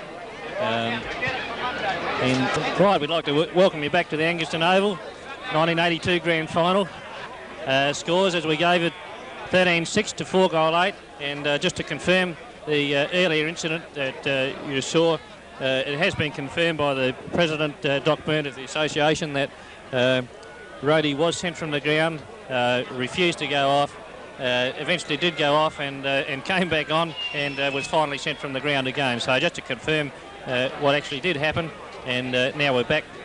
Start of the second half. Nowak and Davis resume battle once more. Bounce favours Stewie Davis. He hits it down towards Knight. Feints a handball, goes over the forward line, and goes towards Jimmy Bell. Couldn't control it. Tackles Spuddy-Gesh, and he's pinged for throwing the ball, and the free kick will go towards Jimmy Bell. This will enable Uganda to go right up into their full forward area. Heads towards the goal square. Big men fly.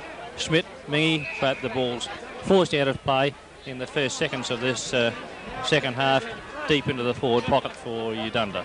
Jimmy Strawn punching as he's done all day. Up high was Kevin Johns over the back of the pack. Chrissy Lim got bundled out of the way. Timmy Knight's got it now, turns onto his left foot, has a snap for goal. That's just 3 for 1 behind. Churchy Schultz, I think it was. Churchy, yeah, Craig. 21. I get those two mixed up all the time, Bob. 4 goals, 9 to 13-6. Jeff Maud. He's kicked out superbly all day. Robert Durkins from behind spoils. Tony Hewitt picks up the crumbs. Tried to hand pass out towards Knight. And Marta was there, but picked up well was Bainish. Bainish onto his left foot.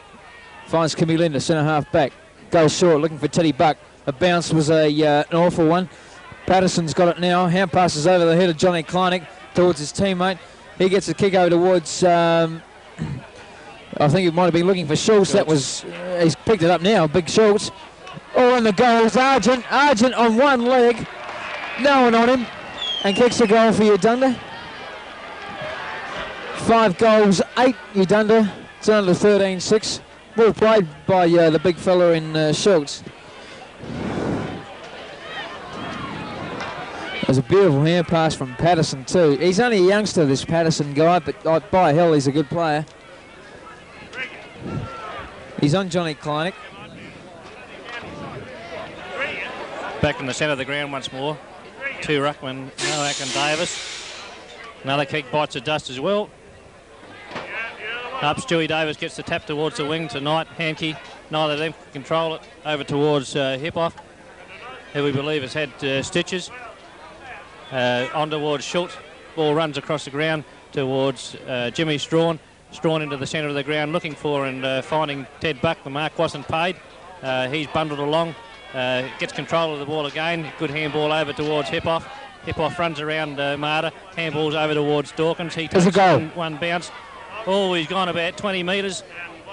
And a long kick. And Craig Kitchen's got a lot of confidence in Robbie Dawkins because that's the second time he's nominated him to kick a goal, and that's exactly what he's done. As well played from Jimmy Strawn and Teddy Buck too. Jimmy Strawn defence has been superb all day. Got it out looking to Teddy Buck in the centre of the ground. Yep. Out positioned 2 players. Go over towards Eddie. Eddie Courage came onto the ground. He's had 8 stitches in his leg. And go over towards Dawkins, and Dawkins no mistake. As we see Johnny Zulm a bit injured in the full forward position, limping around. I think he'll come good. Yeah, I think he will too. Back in the centre, Nowak and Davis. Davis got the tap. Came to no one. Timmy Knight thumped it on for Schultz. Schultz has got it now. Left-hand hand pass out towards Bell. Overrunning the ball. Sporty Gears is in there. So too is Jep. Kimmy Linder picks up. Hand passes over to Teddy Buck. He'll go into his left foot and find a short pass there to Lyle Skinner. Churchy Schultz right on his hammer. Right in front of Tomo's cameras. Hope you're enjoying the replay with Bob Blewett and Craig Kitchen in Tomo's Valley Hotel. Skinner's pass finds Jocko Nowak. He'll go short again. Kevin Johns is the man, and he's got it. Kevin can just about kick it there. Are we nominating for a drop kick from here, Craig? I don't know. For accuracy, Bob, I don't really know about Kevin. Looks like he's lining up for a screw punt anyway.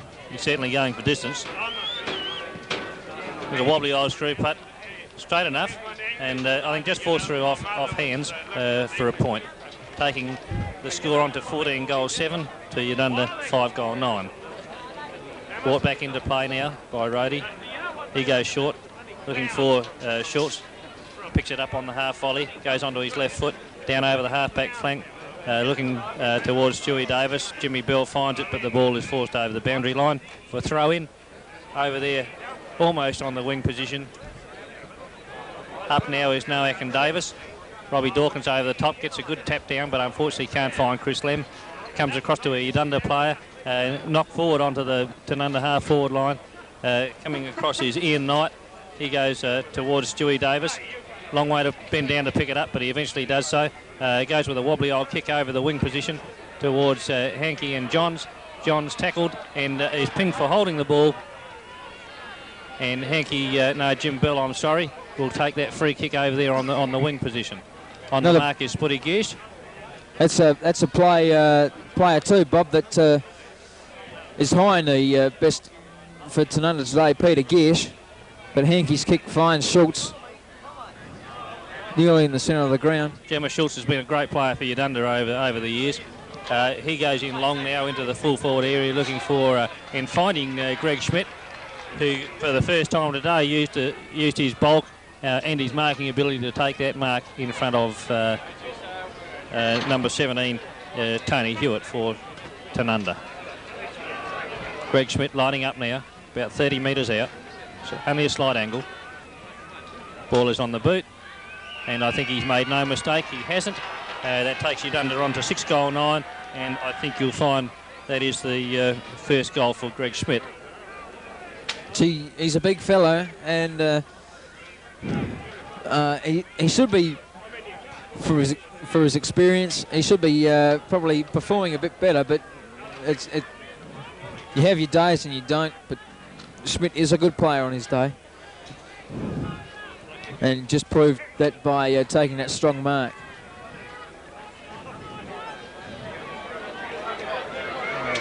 You 46 points the difference, Tanunda's favour. Back in the centre now. Once again, Jacko Nowak and Stewie Davis. The bounce favours Stewie Davis. He grabs the ball, kicks it onto his right foot. Tony Jepp from the back, outbodies his half-forward opponent. Elects to go long. It's not a bad drop punt, looking for Tony Greening, who's in front. So too was Churchy Schultz, who tried to rover it. Patterson was there, Lyle Skinner also. Stewie Davis spins down again. Geez, he's played well so far in his second quarter. Churchy Schultz, hang on. I disagree entirely with that, because I'm sure I've seen Russell Levitt do that on about 300 occasions. That's a hand pass, that, Bob. He certainly punched it off his hand, and I got no doubt that was a legitimate handball. Anyway, long kick into the full forward area from John Kleining has been well positioned, and a good lead out from the full forward area to John Zilm.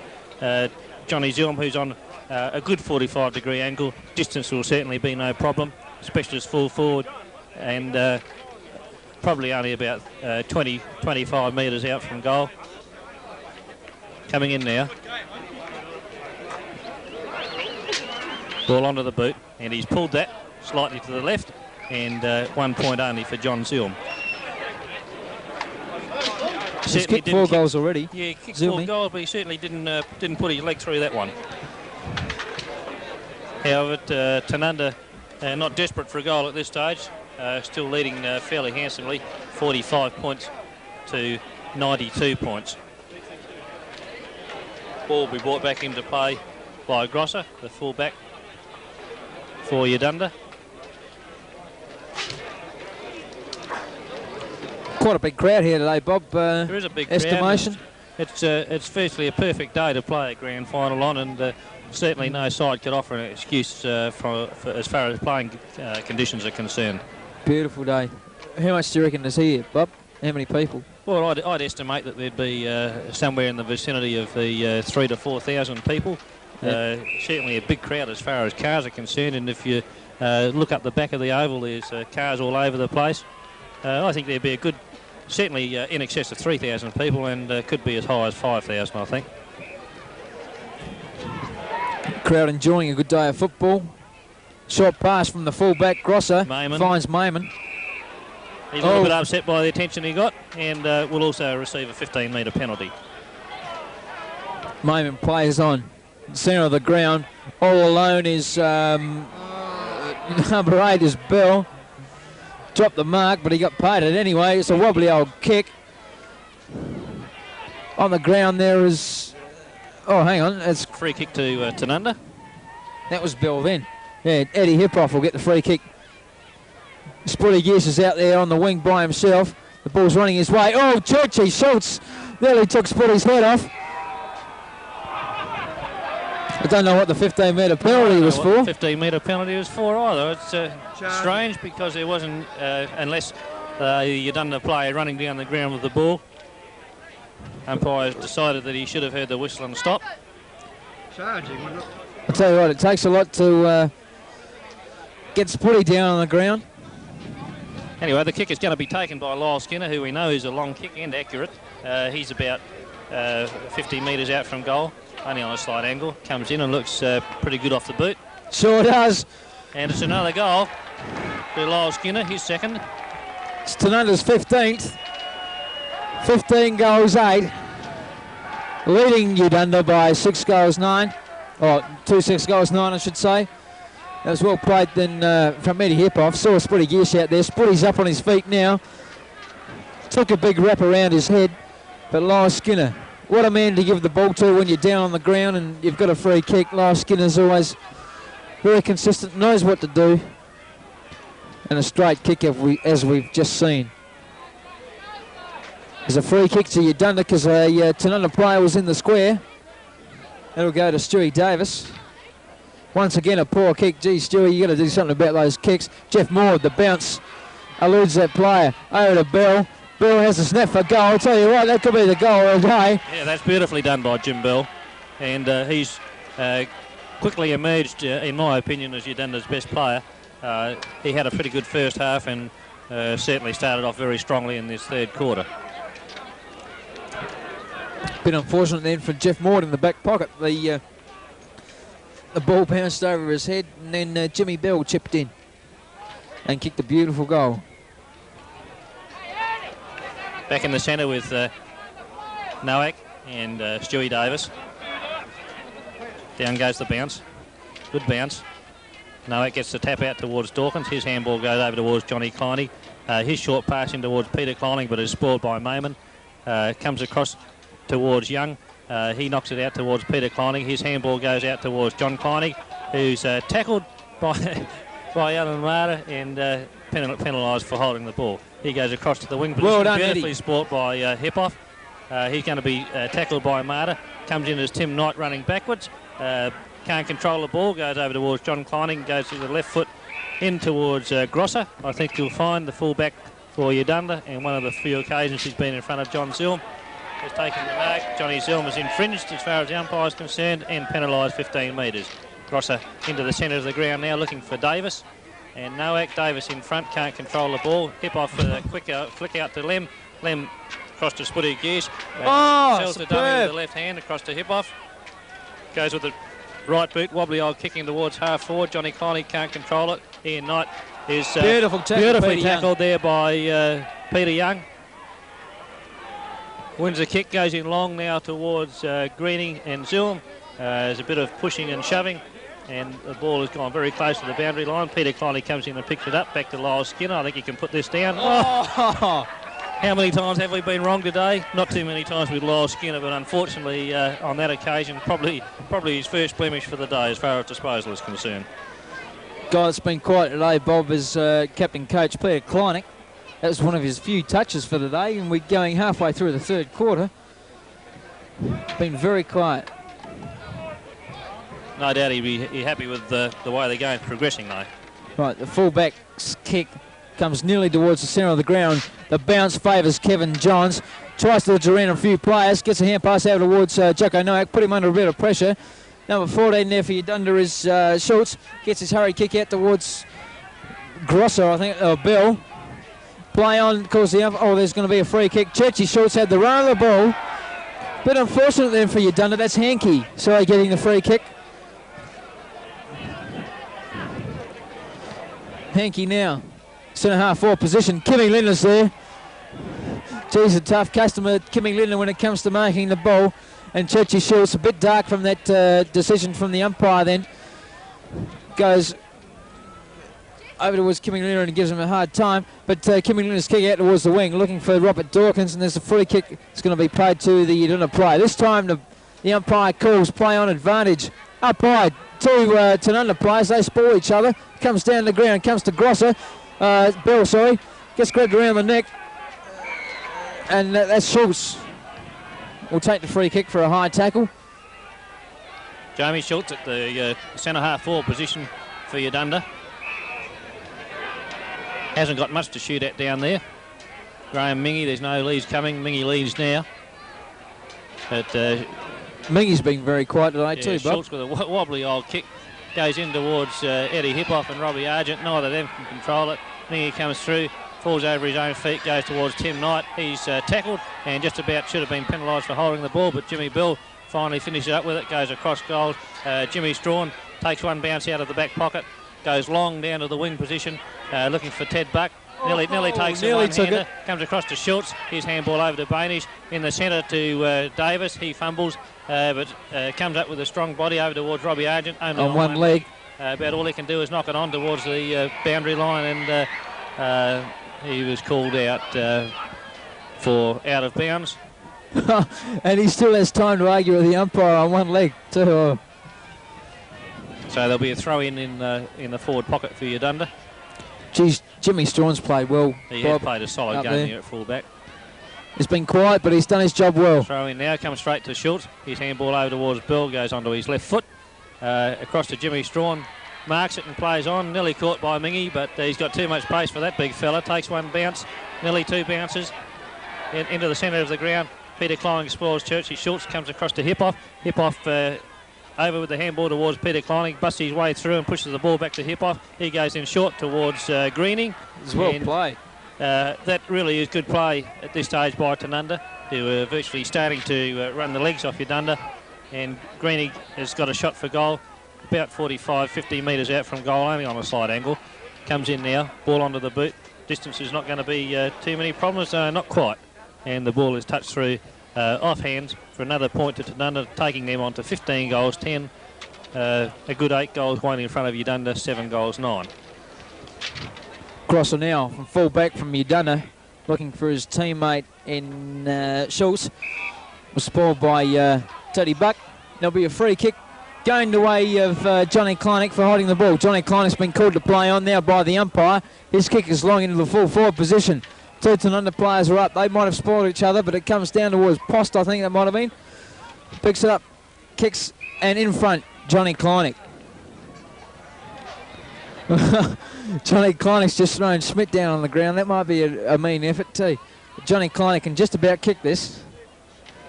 He's not a selfish player. It's a wobbly kick. It's going up there. Robert Dawkins is in there. Off hands, I think it might have been Chrissy Lamb or Johnny Zilm. Johnny Zilm, I think. John Zilm. Beautifully roved.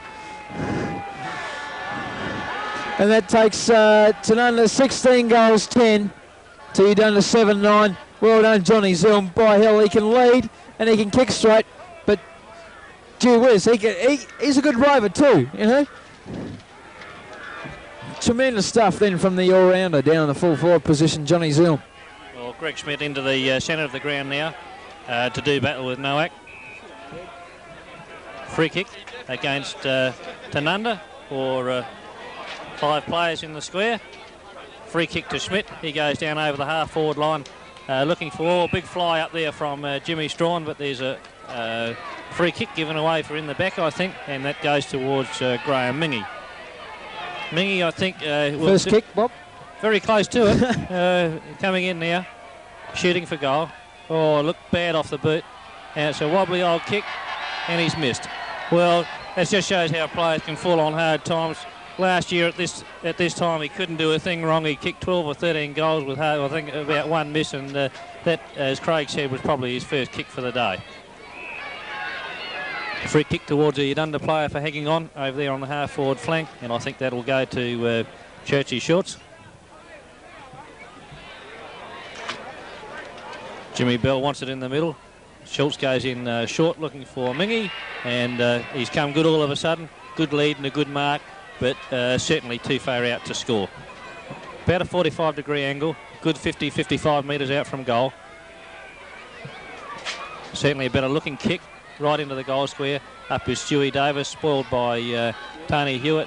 Comes down to a Udunda player and forced through from Tim Knight for 1 point.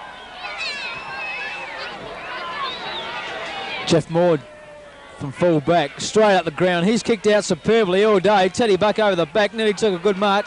He's got the run of the ball now, picks it up. Hotly pursued by Marta. Gets a pass over towards Peter Young and finds that player. Tour Cup captain a few years back was Peter Young, and by hell he knows where the goals are. Johnny's on there, off the ground. Could he do it? No, it's come down and it's forced through for 1 behind for Tanunda. I think he's trying to do a trick that he needed a round ball for, Craig. He's trying a little bit of the soccer tactics. So it's 9 goals to difference as Grosser kicks out. Eddie Ipoff spoils over the back as Churchy Schultz tries to get a hand pass out towards Grosser. Bell, sorry, it was. And Bell will receive a free kick for, I don't know. He gets a kick out towards Schultz. Out on the wing position, out of side of the ground. On the mark is Putty Giersch.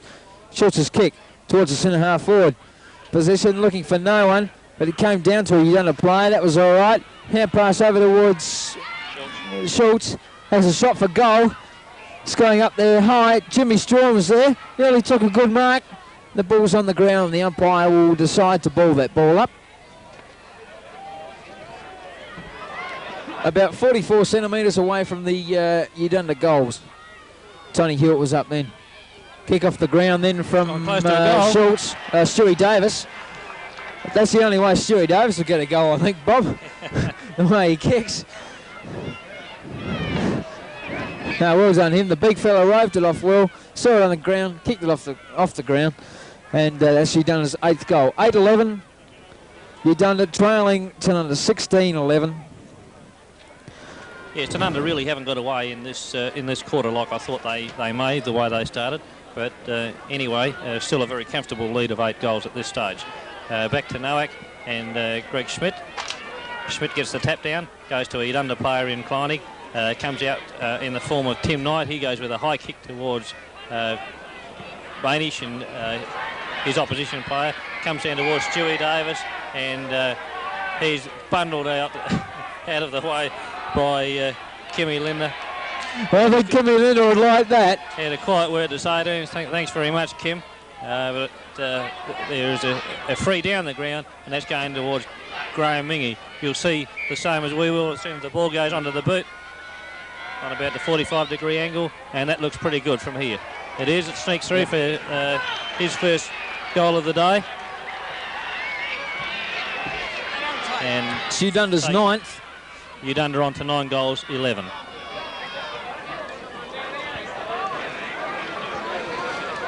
Mingy's 3rd kick, I think, today, Bob. And this quarter is the only real time that we've seen Mingy. He's got 3 kicks in, 3 minutes? You've got to give credit to Udunda at this stage. You know, they haven't given up. One man short, and they're certainly fighting this out. Right. Down the ground. And the Schultz. Teddy Buck comes out to Tim Knight.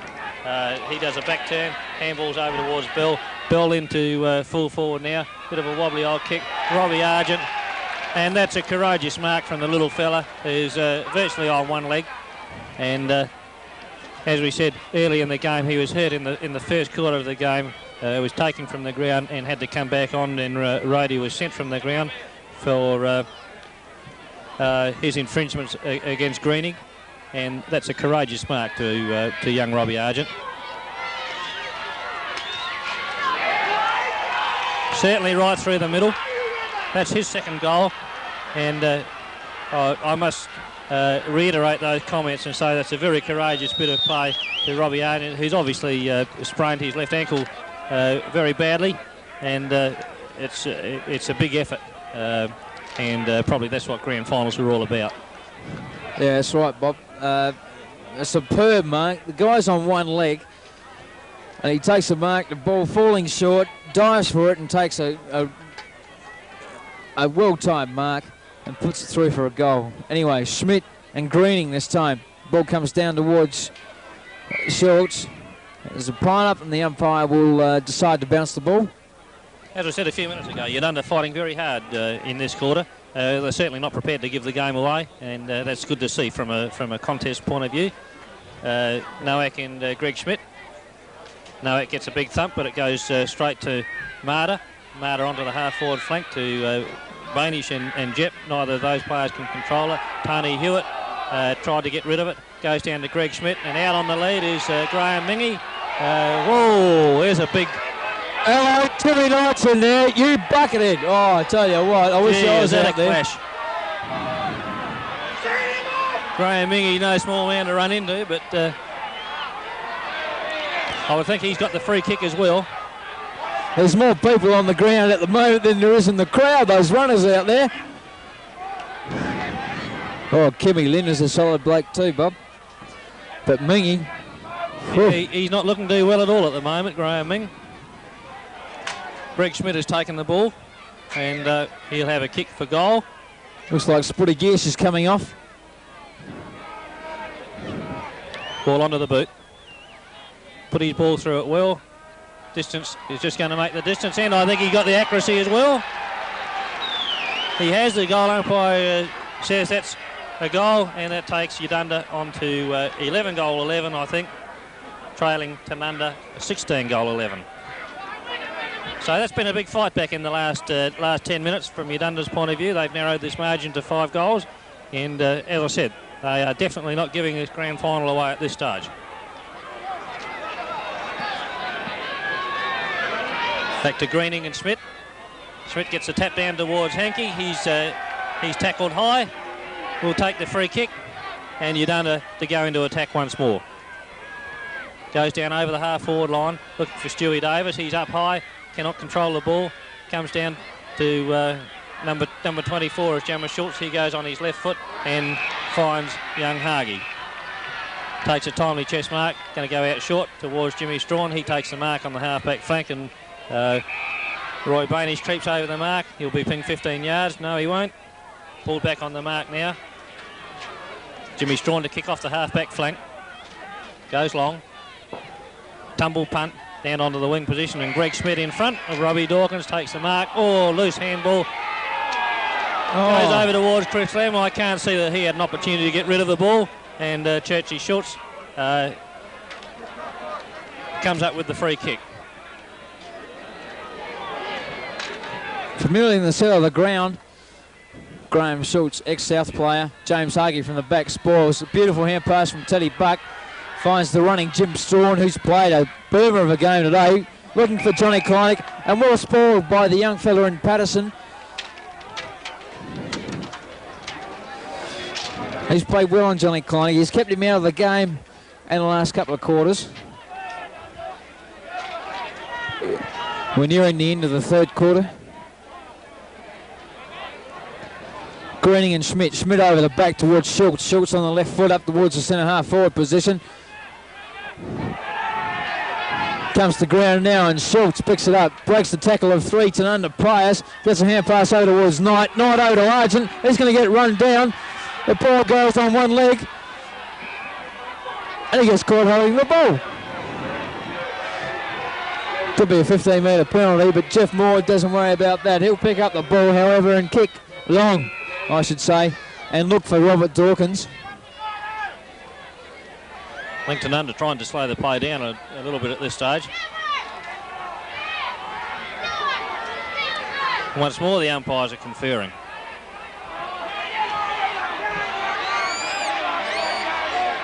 About something or other. Rhodey's on the ground again. Oh, my goodness. Surely the Dunda personnel should know that he shouldn't be on the ground. I can't believe this situation from the Udunda Football Club. Disqualified. Unbelievable. Where he's coming from, I've got no idea, but surely the Udunda club has got more common sense. You know, they've got back, they've fought their way back to 5 goals up, and to bring a player on the ground when they know he's not allowed to be on the ground, it's just absolutely ridiculous in my opinion. Anyway, ball down onto the wing position now, up high. Greening missed it down to Churchy Schultz, and the ball over the boundary line. Gee, I'll tell you what, we've had our fair share of incidents in grand finals, but that one almost takes the cake. Especially between Tanunda and Udunda. Anyway, over to Marta. His kick was smothered. Eddie Hipoff's in there, so too was Timmy Knight. Tried to get the hand pass out. He did so. Got it out towards Churchy Schultz. In there too was Tony Jepp. Kimmy Linder got the hand pass over his head. It came to no one. Tony Greening picked it up now and had a quick kick out towards Lyle Skinner. Patterson's in the race with the ball now for Udunda. Hotly pushed by Johnny Kleinick. It's a beautiful tackle. A bit unfortunate, however, for Patterson. Probably didn't hang on to the ball as long as an umpire should give that decision of holding the ball, but Johnny Kleinick's got the kick towards Johnny Zillman in front. A beautiful mark from the Udunda full back. Gets a kick out towards the wing position. Teddy Buck's there. Oh, beautiful mark. Had 2 players coming to him. Here's a hand pass over towards Robert Dawkins. Dawkins kicks around his body. Oh, I tell you what, is that guy unbelievable? Robert Dawkins, that's his 3rd goal today. Robert Dawkins from Tanunda, a beautiful mark from Teddy Buck. He set it up, top hand pass. Dawkins dodged around 2 players and got a kick on the side of his instep and put through Tanunda's 17th goal. Yeah, I think that was just the steadier Tanunda needed, because they've been under a bit of fire in the last 15 minutes of this game.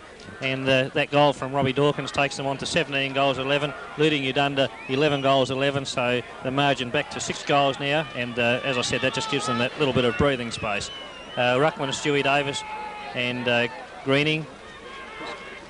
Greening gets the handball. Dawkins does a nice little balk and puts down a kick. Coming out there is number 19 in Pettigrew for Udunda. He gets a handball over towards Mayman. His scrubby kick goes out to the half-back flank, and leading in the race to the ball there is Hipoff.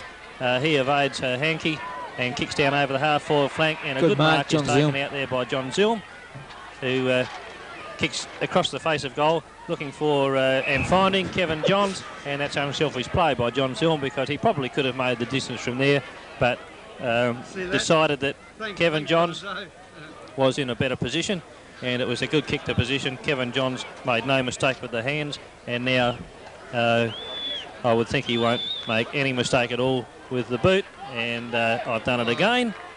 The old foot and mouth disease, and Kevin Johns has let us down and kicked 1 point. Just when you nominate him, Craig, you can't win, can you? But it really was a simple shot for goal, virtually straight in front, only a distance of about 20 metres. Brought back into play by Grosser. He's over looking for Schultz. He finds that player out on the half-back flank. Gets up and goes short, across to the centre of the ground. Finds Tim Knight. He plays on now. Kicks into Robbie Dawkins. Come back to Hip-Off. He goes with the right foot down over the half-forward line. Lyle Skinner. And that's very good play from well Hip-Off. played by Robert Dawkins. And shepherded out Timmy Knight. Told Eddie Hip-Off that he had heaps of time to look around and find a player, and did just that. Found Lyle Skinner on the half-forward Craig will give flank. you the opportunity to nominate this one. Yeah, I don't want to say anything, Bob. I'll say it's a goal. Yeah. Tanunda's 18th goal from the boot from Lyle Skinner. That's his third.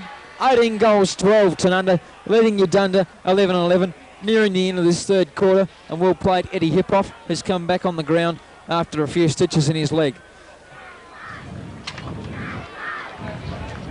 Peter Giersch off the ground too. James Hoagie playing in an unfamiliar place in half-back flank. He's on Bainish. Bainish has been a pretty good player for Udunda today.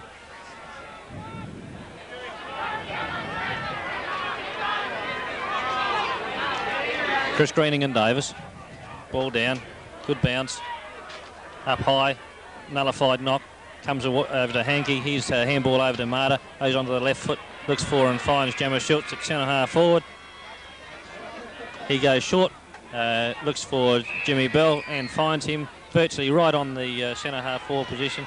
He goes into the forward pocket. Looks for and finds Roy Bainish. And Bainish is on about a 45-degree angle. The siren's gone. He's got no... His only chance now is to kick a goal. Probably about 40 metres out from goal. Left foot, swings it across the face of goal. Finds the distance okay, but certainly not the accuracy. And that brings up the 12th point for Udunda. They go on to 11 goals, 12, trailing Tanunda. 18 goals, 12 at the three-quarter mark of this 1982 grand final. Really, it was probably not a bad quarter from Udunda's point of view, just until the last few minutes of that quarter, the last 5 minutes where Tanunda fought back into it, but certainly with a 7-goal lead at three-quarter time. There's a siren to start the last quarter of the 1982 Barossa Light Grand Final between Tanunda and Udunda. Up high, Nowak and Davis. Davis got the tap, but it came down towards Robert Dawkins. Hurry kick onto his right foot. Peter Kleinig kicked the ball with his knee, then straight towards the Udunda player. Stewie Davis got it on his boot. Kicks it up towards the half-forward line for Udunda. Kimmy Linder got thrown off the ball as he hand-passed it, but it came out towards Tony Jepp. Tony Jepp out towards Tony Greening. In front was that player. Price takes the mark. Got the ball then, hand-passed over to Marta. Marta over to his teammate in number 9, which was Hankey. And the ball will just go out of bounds. Right in front of our Tomo cameras here. Hope you're enjoying the replay. The commentators Craig Kitchen and Bob Blewett. Back there with Davis and Nowak. Davis makes front position, gets down to Hankey rather. He gets a handball over to Knight. He goes over to Jimmy Bell. Out on the lead is Bainish. He's up high and grabs the mark at the second attempt. And he's right at the centre half forward position. He'll go left foot, probably in long, I would think. Oh, wobbly old kick, and that'll fall in the hands of Jimmy Strawn. Another solid display. Comes out left foot out onto the half-back flank, and up high was Hankey, but couldn't control it. Goes down to Kevin Johns. He goes with a drop kick up onto the wing position and finds Greg Post. Post, handball, that goes over to Pettigrew. Pettigrew with the left foot. And that's a nice, strong mark taken by Churchy Schultz, going past to Stewie Davis onto the left foot. He wobbles one in, and I think that's a mark taken by Greg Schmidt. Not very far out from goal, but on a fairly acute angle. Probably about 15, 20 yards out from goal, but as I said, quite an acute angle. 11 goal 12, Udunda, trailing Tanunda, 18 goals 12. No scorers yet from three-quarter time. In comes Greg Schmidt now. Ball onto the boot. Looks a pretty good kick from here. Goal umpire says he's made no mistake. And that's Greg Schmidt's second goal. And takes him on to 12 goal 12. This one done then by Stewie Davis. Followed the play up well. Got the hand pass from Churchy Schultz. And a left foot kick from Stewie Davis was probably better than his right foot kicks. I don't know, but it found Greg Schmidt. And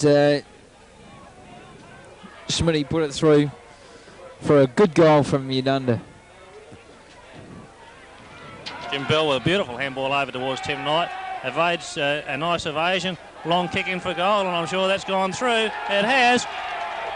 And that's a quick goal for Udunda, straight out of the centre bounce. A beautiful handball over towards Tim Knight, who evaded the player running down the ground. And you can see in the centre of the ground now, Udunda players, they're certainly not going to give up, and that was a goal followed up from the previous goal. It probably took somewhere in the vicinity of 15 to 20 seconds. And that brings Udunda back to 5 goals, and certainly from that, they're certainly not going to give up. Stewie Davis and Nowak, ball down. Looks like it's going to favour Davis. He gets the tap over, knocked away by Chris Lem, goes towards Dawkins. Dawkins with a long kick into the pocket. It'll run towards the forward pocket, and I think it will beat all the players out of bounds. It does. And I think Tanunda would be relieved to get the ball out into their forward line. Throw in now. Up is Davis and Tony Greeny. Greeny thumps it across towards half forward. John Zilm gets the handball over towards Chris Lem. He'll run around on his left foot, line up the goals, and I wouldn't think he'll miss. He won't. Kicked his boot off there. Chris Lem and the Udunda player checked it away. Greg Post picked it up and made a nice throw towards the boundary. However, that's not going to help them at all, because that's brought up Chris Lem's second goal, and certainly a quick reply. A much needed goal too from Tanunda, Bob, because Udunda certainly have not, as I said before, given up the game. I think if Udunda had got that next goal, I'm sure they would have lifted, but however, still 6 goals down. Certainly not impossible for them, but certainly they've got their backs against the wall at this stage. Back in the centre, Nowak and Davis. Nullified tap once again down to Robert Dawkins, breaks clear of a few players, but his hand pass was intercepted by Churchy Schultz. Churchy Schultz hand pass finds Robert Dawkins. Tony Hewitt there was there. High kick up towards the wing position. Players' view from the ball was obstructed by the sun, I think. And there'll be a throw in right in front of the Tomo's cameras. There's a throw in. Nowak over the top, could be Johns, but it came down towards Grosser. Tony dips there, might follow it out of bounds, and he does so. Hankey, so that was number 9 for Udunda.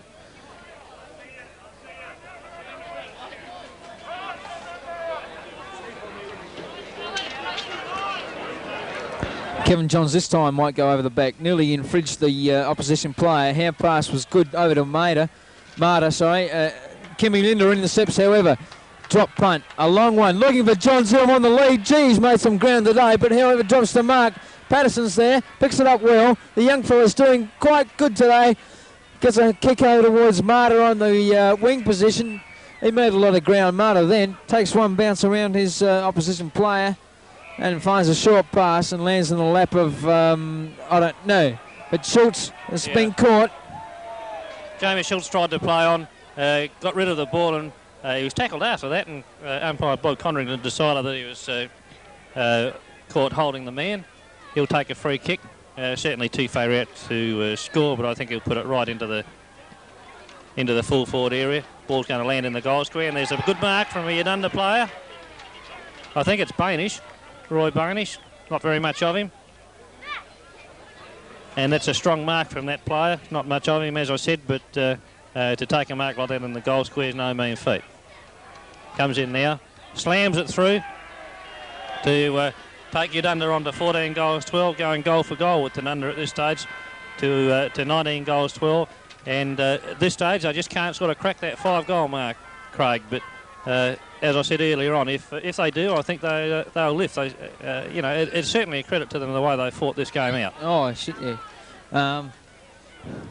Udunda backmen have played fantastic all day. Hankey has been a good player. Bell. They've all lifted. And young Argent. He's only a young fella, this guy. He's on one leg. He's in the forward pocket. He's kicked 2 goals for them on one leg. And it's something like that that inspires a team like Udunda to go on well. Young Patterson too in the back pocket.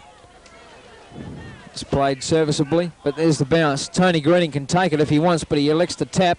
Went down towards Schultz and gets one around the neck and will get a free kick right in the centre of the ground.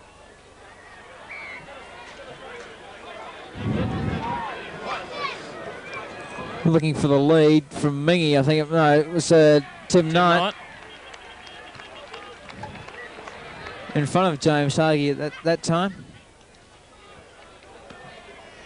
He kicked at least 2 goals in this game, Tim Knight. Maybe 3. I think I might have missed one, but he's about a 45-degree angle and probably right at the end of his range, but he's going to make the distance okay, but not quite the accuracy. Thank goodness. That would have been a handy goal for Udunda at this stage, but that's taken them on to 14 goals 13. Ball to be brought back into play now by Jimmy Strawn. He goes with a nice looking left foot kick out onto the half-back flank. In front is Robbie Dawkins, but that's spoiled by Marta. Comes down to Bainish. He kicked the last goal, and I think he kicked another one as well. He has. That's taken on to 15 goals 13. And Roy Bainish has kicked his second goal in the space of 2 minutes. Well, certainly a bit of movement in the centre of the ground at the moment, Craig, and I would think at this stage Tanunda wouldn't want to be complacent by any means. There's still a good 20 minutes of this game to go, I would think. And as I said,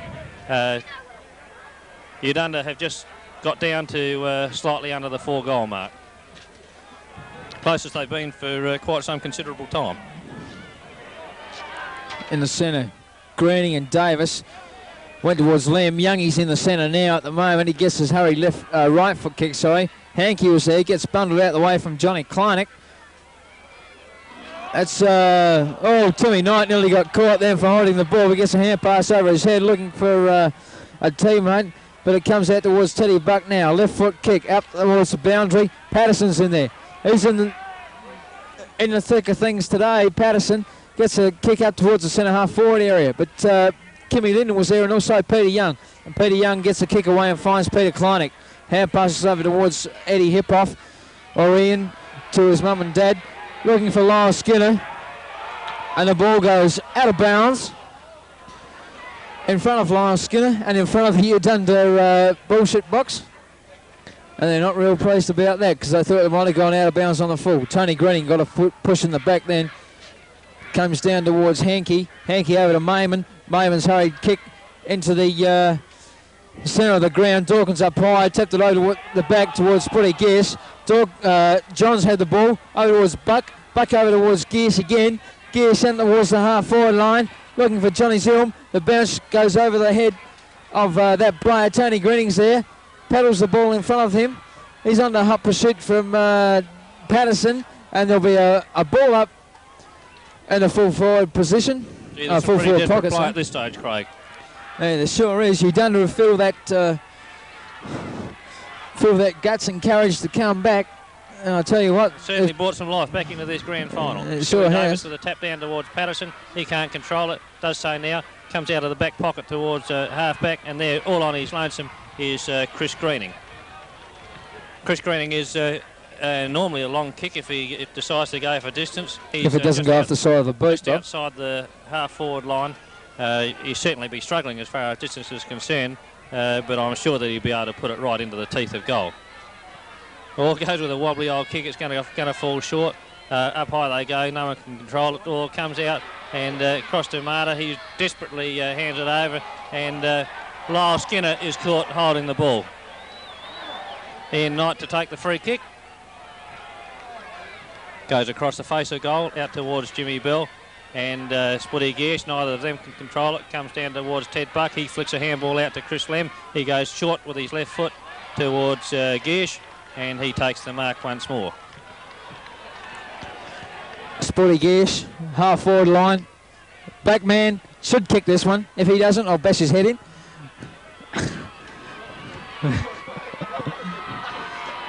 Peter Gears lining it up now. Nearly kicked into the man on Marcus, dropping short.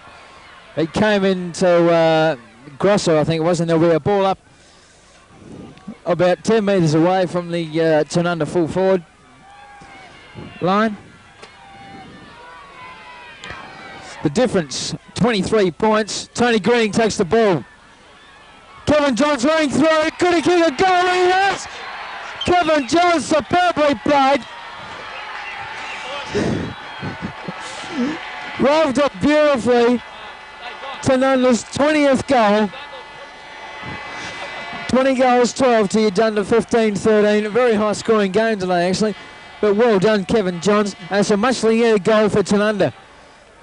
Yeah, that really was a pressure goal in a pressure situation at that stage because of the fact that Udunda had fought their way back into the game. But certainly very strong body work from that bounce down, and there was no one going to stop Kevin Johns from scoring a goal at that particular stage of the game. It's his third goal, was it, Bob? Third goal to Kevin Johns, and he's been a valuable player for Tanunda today. Hello, Roddy's back on the ground. Roddy back onto the ground with the runner. Peter Kleinek's having a talk. I can't believe this.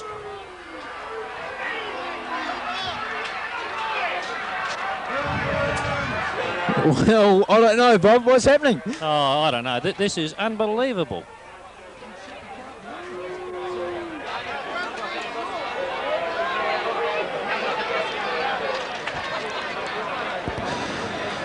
Well, I must say I'm confused. I can't work out the situation. To the best of my knowledge, and I must confess I've been wrong before, but I thought that once a player was sent from the ground, then he stays that off. was exactly what it was, that he was sent from the ground and he wasn't to come back. He could be replaced by another player, but not to come back onto the ground himself. We've seen, I'm sure this is about Roddy's fourth venture back onto the ground since he was refused to leave the ground early in the game. However, I'm sure that that situation will clarify itself sooner or later. If you're confused, we must say that we are as well. 29 points the difference.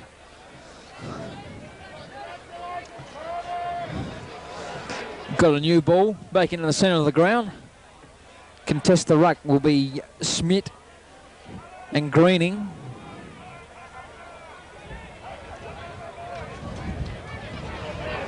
There's the bounce.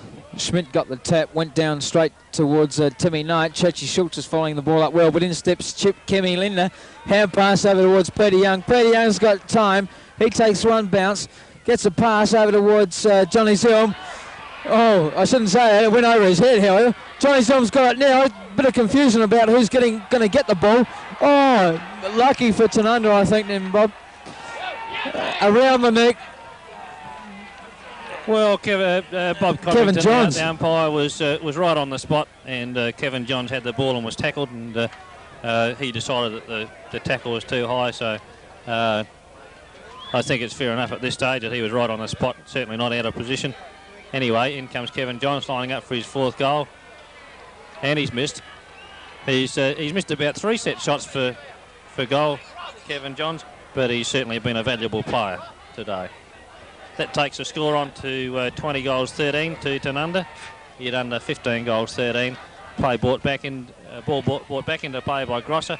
Good mark out there on the half-back flank for Hangi. Mayman is the running player, takes the mark, takes the handball and goes across the centre of the ground. He'll find Jammer Schultz at the centre half-forward position. Quite a good mark. Udunda player streaming down the ground, but Jammer Schultz is caught Kick goes out towards Shirtsy Shirts, who lost his footing just at the vital stage, and Udunda have conceded valuable ground. Throw in now on the half-forward flank. Two players doing battle, Chris Greening and Schmidt. Ball comes down and followed up by Schmidt.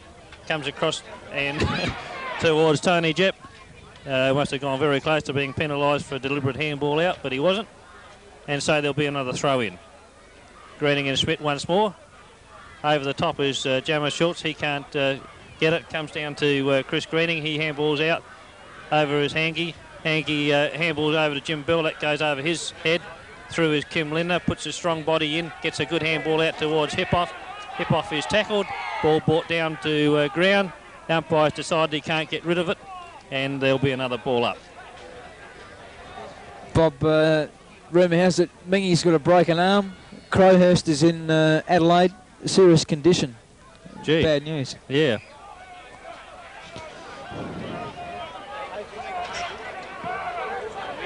As the bounce, Greening and Schmidt. Schmidt got the tap, went down towards his teammate in Bell. Bell's hurried left foot kick, sorry. Jeffy Moore juggled it on his chest and took a good mark in the back pocket position.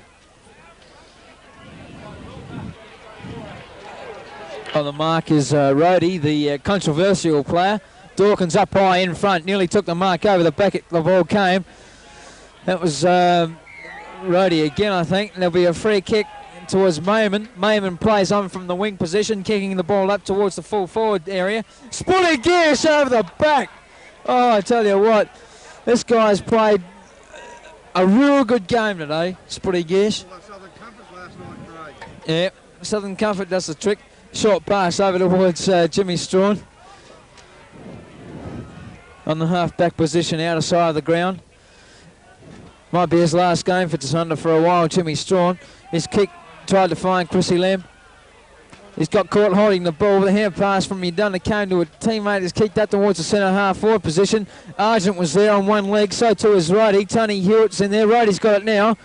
And has been given a free kick for legging.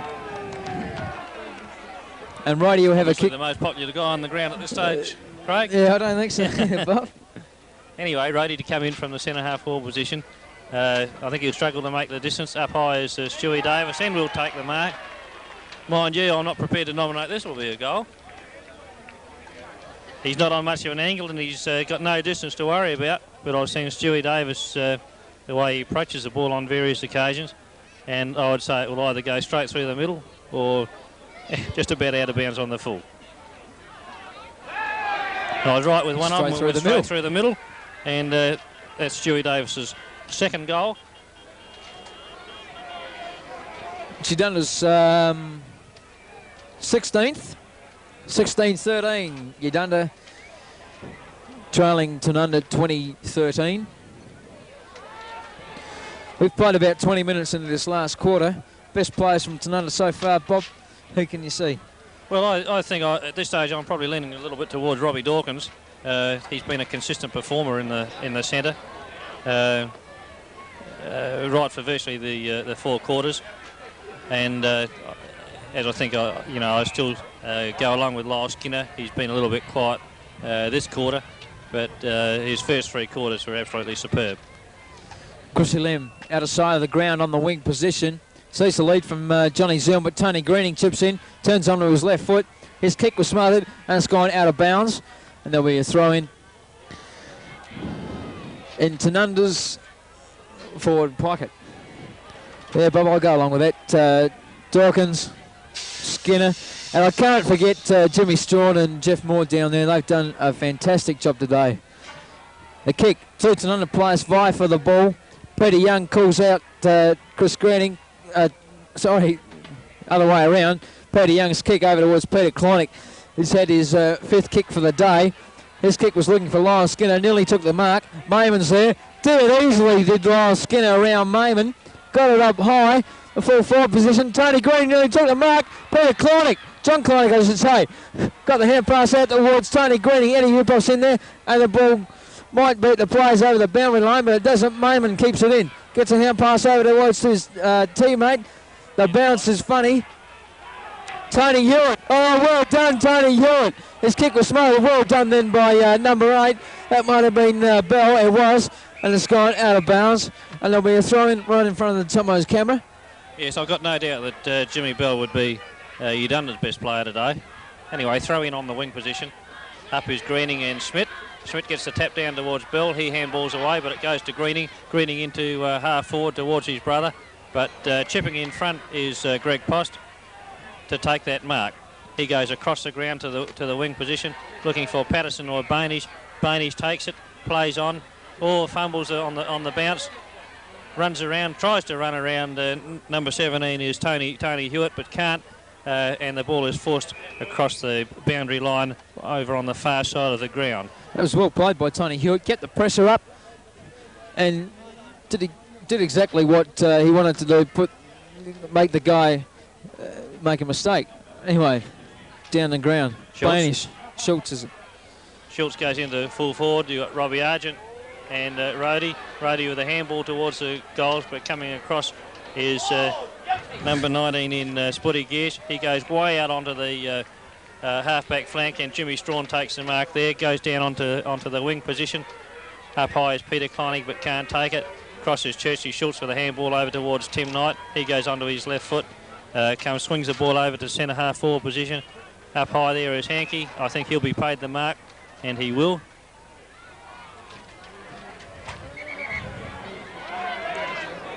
Not too many leads coming from across the forward line for Uganda. Hankey goes in long, but pulls the kick into the forward pocket. Up there high, across there is Davis. Knocked across towards Jamie Schultz. Ball into a bit of a scrimmage, eventually comes out with Jep. The umpire's found an infringement. Unfortunately, I can't comment on that because I didn't see it, but there is a free kick going Uganda's way. But certainly the Tanunda players are not too happy. Jimmy Bell comes in. I think he's just snuck it through. No, he hasn't. Must have gone very close to the post. And the goal umpires decided that not close enough. And through for only a minor score.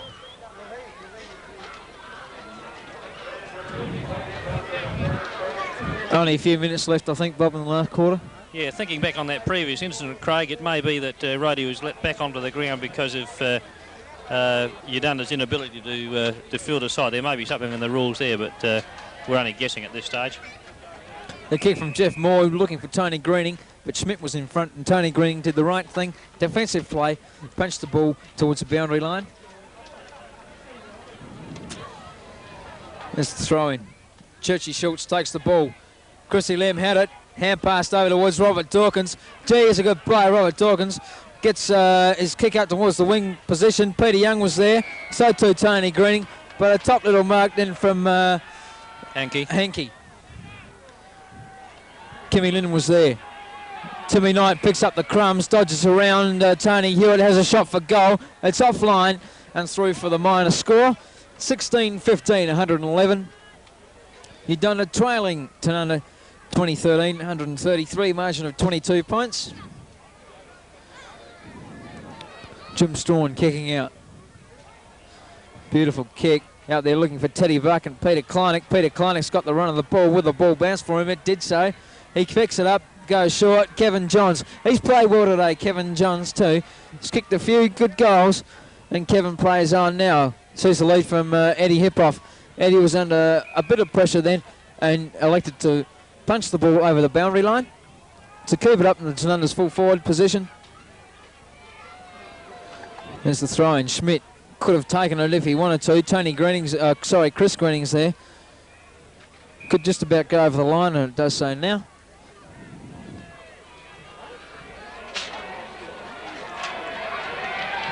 Throw in now. Schmidt takes the ball, comes around on his handballs with his left hand, comes across towards Bell. Bell goes with his left foot across towards Marta, goes over his head. He leads in the race to the ball, but Robbie Dawkins chips in, takes one bounce. He's running away from Marta, goes short, places it well to Skinner. Skinner will get up and play on, goes across the ground, looks for and finds Peter Young. Young from about 40 metres out, not on much of an angle, Goes towards goal. I think he's made no mistake. Oh, Young He hasn't. And that's Young's second goal. Takes Tanunda on to 21 goals 13, leading Udunda 16 goals 15. And beautiful. I'm sure that you can wrap it up from here. Beautiful play then from Lyle Skinner. Peter Young led a few seconds before Skinner kicked it. Skins looked as if he was going to kick a goal, chipped it around his body and found Peter Young's chest spot on. And Peter Young, who's no weasel in front of goals, put it through. Schmidt got the tap. Hankey was there, and we'll get a free kick for around the neck. He's fought his way back into the game, Craig, young Hankey. He's been a good player for Udunda today. His high kick was spoilt by Jeff Maud. Down the ground, Eddie Hippoff has time to steady and look for a player. Elected to go to Tony Greening. Comes over the back. John Kleinig had the run of the ball. Peter Young picks it up once again. Has a shot and it's 3 for 1 behind. Craig, some of the awards that we've got to make today, I really haven't changed my mind as far as the player of the day was concerned from what we said earlier on. That Kleinig to Zilm. Yeah, Kleinig to Zilm. The mark of the day, I still Peter Young. Go back to Peter Young. And the goal of the day, I know we haven't discussed that before, but I was looking at the goal that Johnny Kleinig got from the forward pocket when he raced in, and I know he kicked it from virtually point-blank range, but it was, I think, a handball from John Zilm that set that up, and that sort of sticks in my mind as one of the brilliant goals of the day. However, disagree if you No, I you can't will. disagree, Bob. Good choices, and Udunda have just kicked the goal. That's their 17th. Very high-scoring grand final, this, I tell you. I just missed that one, Craig. Did you see who kicked that goal? No, Bob. Only saw the umpire wave the flags. Well, we better put that one down to Rust. All right. Is he playing? What number's he? Back in the centre. Tony Greening, beautiful knock away, but it went down to nobody. Picked up by Schultz. Hurry kick out towards the wing position, and his kick went out of bounds on the full. There'll be a free kick over there to Kevin Johns, I think it is. Certainly the way the game's being played at this stage, it just looks like Teddy Buck's being taken off the ground. Looks as though he may have injured himself there, but I must stick with Robbie Dawkins as my best player. I think he's been a consistent player for 4 quarters in the centre of the ground for Tanunda, and certainly from a captain's point of view, and just brought into the game there. Chris Lem comes across to Churchy Schultz. He goes onto his left foot. Looks for Jimmy Bell out on the wing, waited for it to bounce. Going to be tackled by Tony Jepp, but gets past him and goes across to Jammer Schultz at centre half forward. Craig, how do you see it? Do you see Robbie Dawkins as Tanunda's best player at this stage? Yeah, I don't know, Bob. I'll have to go for Robert. But there's a guy then, Jimmy Straw, and I can't go past him and Jeff Maud. Well, I think Jimmy Strawn's been a very solid player, but I think when the work had to be done early in the game, that Robbie Dawkins was a brilliant player along with Lyle Skinner in the way they won the ball and disposed of it. I thought they put a lot of players in. I just felt as though Jimmy Strawn's game was added to by the fact of certainly the confusion that Udunda suffered in the second quarter, but certainly not taking too much away from him, because he's been a tower of strength right there on the full back line. Yeah, Robert Dawkins, Peter Gears and Jimmy Straw, and they're my 3, Bob, at the moment, and Lyle Skinner. I think Peter Gears started off well, but I thought he dropped out of the game midway. He got taken through. off the ground, yeah, Bob, for a while. Yeah, my 3, I think I'd go for Rob Dawkins, Jimmy Strawn and Lyle Skinner. However, good choice.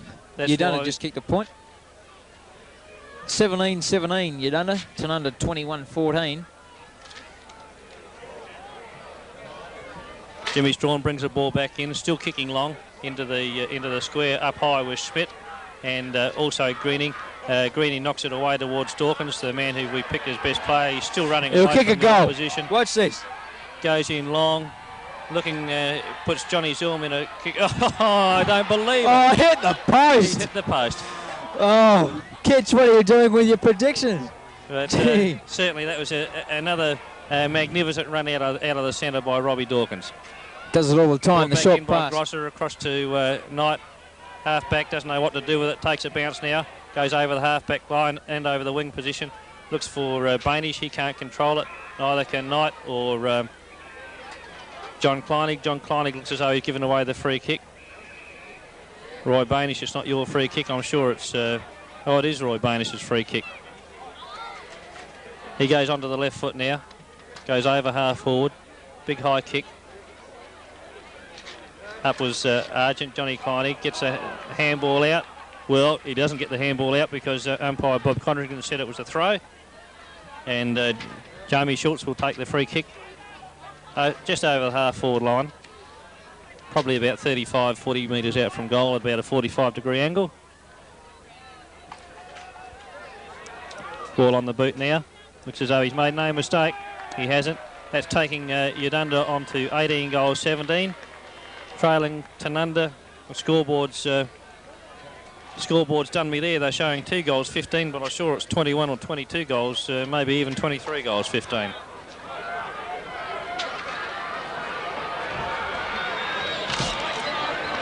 Tanunda cheer squad sense a win.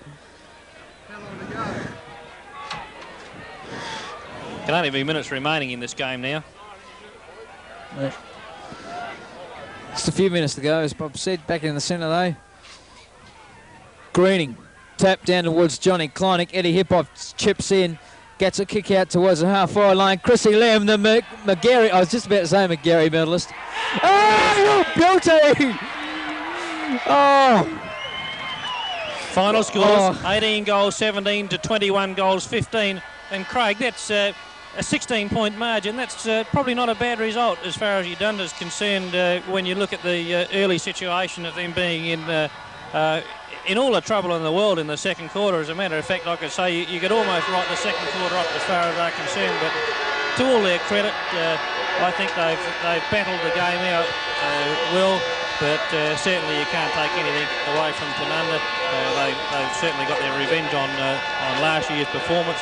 And just running through the goal kickers for Tanunda, we've got Chrissy Lem with 2, Rob Dawkins with 3 magnificent goals, Teddy Buck with 1, Kevin Johns with 3, Lyle Skinner with 3, Johnny Zulm with 5, bit quiet there in the second half, Peter Young with 2, Tony Greening with 1, and John Kleinig with 1.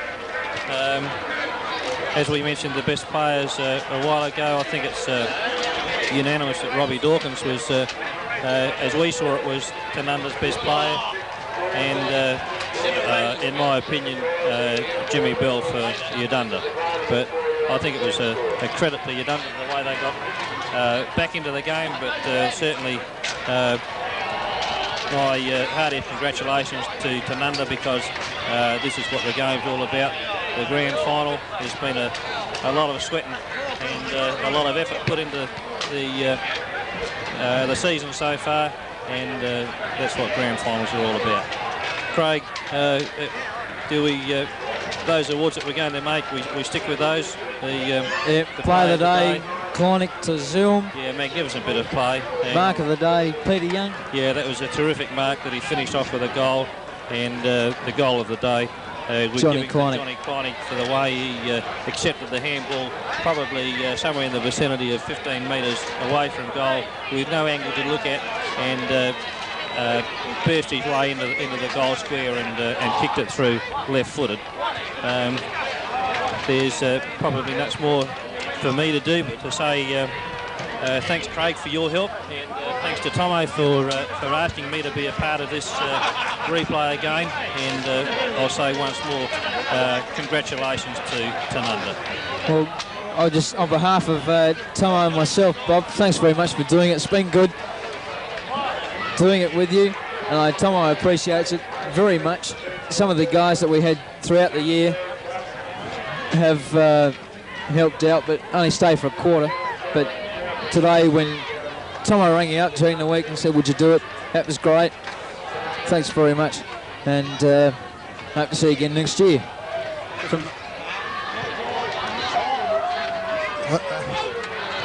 Thanks, Craig.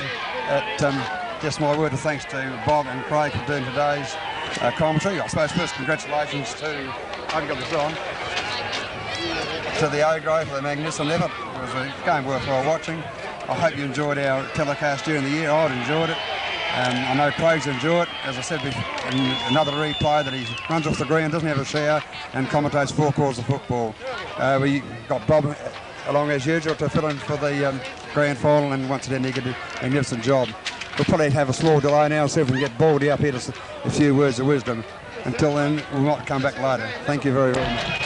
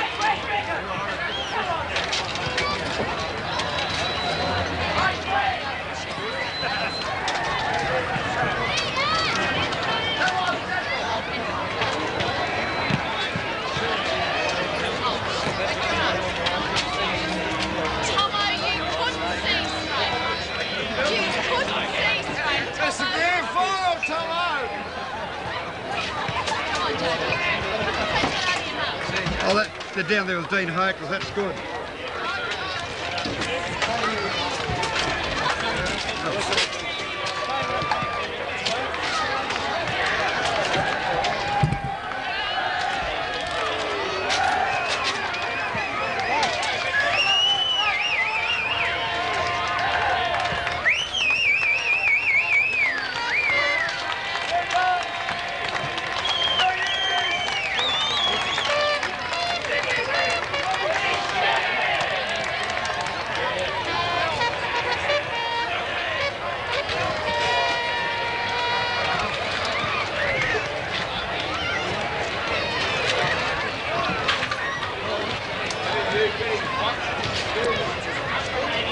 As far as you can go, right?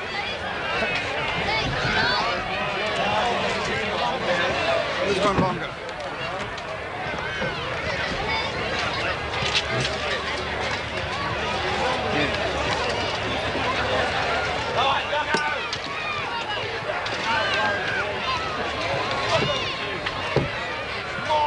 Little dude.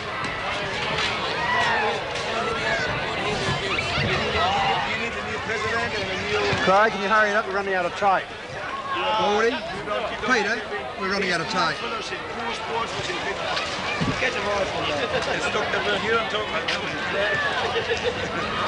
Yeah.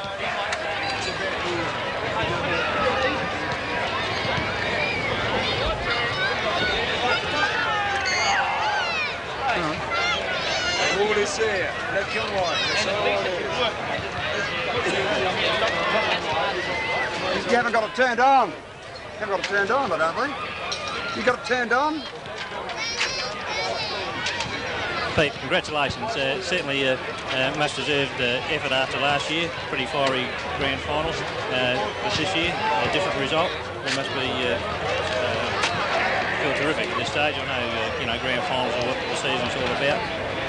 We've just picked a couple of awards you may or may not agree with, but we picked the best player as Robbie Dawkins from the centre today. We thought he was in everything. It was supposed to be backed up by Lyle Skinner and Jimmy Strawn. Mark of the day, we went for Peter Young for that great grab down there, and I think the player of the day, we went for your handball to Johnny Zilm, running into the goal square, and the goal of the day to your brother John for the effort of the handball from Johnny Zilm out of the forward pocket and the way he burst into the goal square. I know all these things they're terrific to win, but they're just a part of a grand final performance. And you know, how did you actually see the game? Because there was certainly a controversial incident there in the second quarter, and I just thought, looking at it, Tanunda Uganda were just about gone in the second quarter. They looked totally confused, out of position, and I thought you were going to run away with it. You were well in front there by eight goals, and they pegged you back. How did you actually see the game after half-time? Did you think you were going to get away with it? Yeah, thanks, Bob, for all those words, kind words. Anyway, yeah, we're bloody glad to win it after last year. That's what we set our minds to do this year, to win the final this year. And all the boys, I thought, played extremely well today. Peter Gish, I thought, played extremely good game across the half-back when he took some fantastic marks all day. And all the backmen, they were tremendous. Picking our best player would probably be a pretty hard job today. I thought Dorks played well in the centre all day, but there was a lot that backed him up all day. Everybody did their bit at times, and yeah, there was a bit of controversy out there today, but, you know, they brought that rule in now, and he was a bit unfortunate, I suppose, you know, to be the first one in the association to be sent off, but still we deserve to win it today because we've been the best side all year. We've beaten them 4 or 5 times now, something this year, so we deserved our win, and we're all pretty happy about the result. Yeah. I thought Johnny Zilm played very well in the first half. Yeah, Zilm. 4 goals and probably could have had 6. That's right. Zilm, he never stops running all day. He's a pretty hard bloke to stand. You know, even if he's not kicking goals, he's still leading. All of a sudden, he can bob 5 or 6 on you. He played well. He handed a few out as well. And Lyle played well at centre forward. He copped a pretty nasty knock in the eye there and had quite a few stitches in it. So he came back well after half time. John and Lemmy on the ball played extremely well, both of them. They both started off well. Yeah, that's right. I think Chrissy Lem really got you started out in the game. Yeah, Lemmy did all the running, John did all the hard work, and they're a pretty good roving combination. They're exact opposites, but pretty good. Oh, Bucky, when he shifted into the wing when when Eddie got hurt, he got kicked in the leg and had a few stitches in it. Bucky played extremely well, gave us heaps of drive. He would have had probably close to 20 kicks up to half-time. I reckon he played extremely well, and oh, no, it's... if you look at your back line, Morty, they all play well back. There's Jeff, he played well too. He took some good marks all up, and Kim Linder played well at centre-half back all day. He had some pretty hard opponents. Jamie Shaw's played well at centre forward for them, I thought. But young James Hargey, you'd be pleased the way he would be his that's right. He did some good things. Probably today wasn't his best game, but the whole 20 can't play well, and we probably should have won by a bigger margin. But I think the boys, you know, started to get a bit tired, and it's pretty hard when you're that far in front. But to their credit, you know, we could have still folded and got beaten, but we didn't. We kept plugging away and got a couple of vital goals in the last quarter, which were hard goals to get. So. But all credit to Uganda, they still play well, and they're probably the second best side up here, I'd say. Well, they have to be. Congratulations. Yeah, thanks, Bob. And, magnificent. Yeah, and thanks. I'd like to thank Tomo for doing the replay all year, and same with you, Craig. You've done a fantastic effort all year, and thanks a lot. I'll see you boys later. Okay. Well deserved.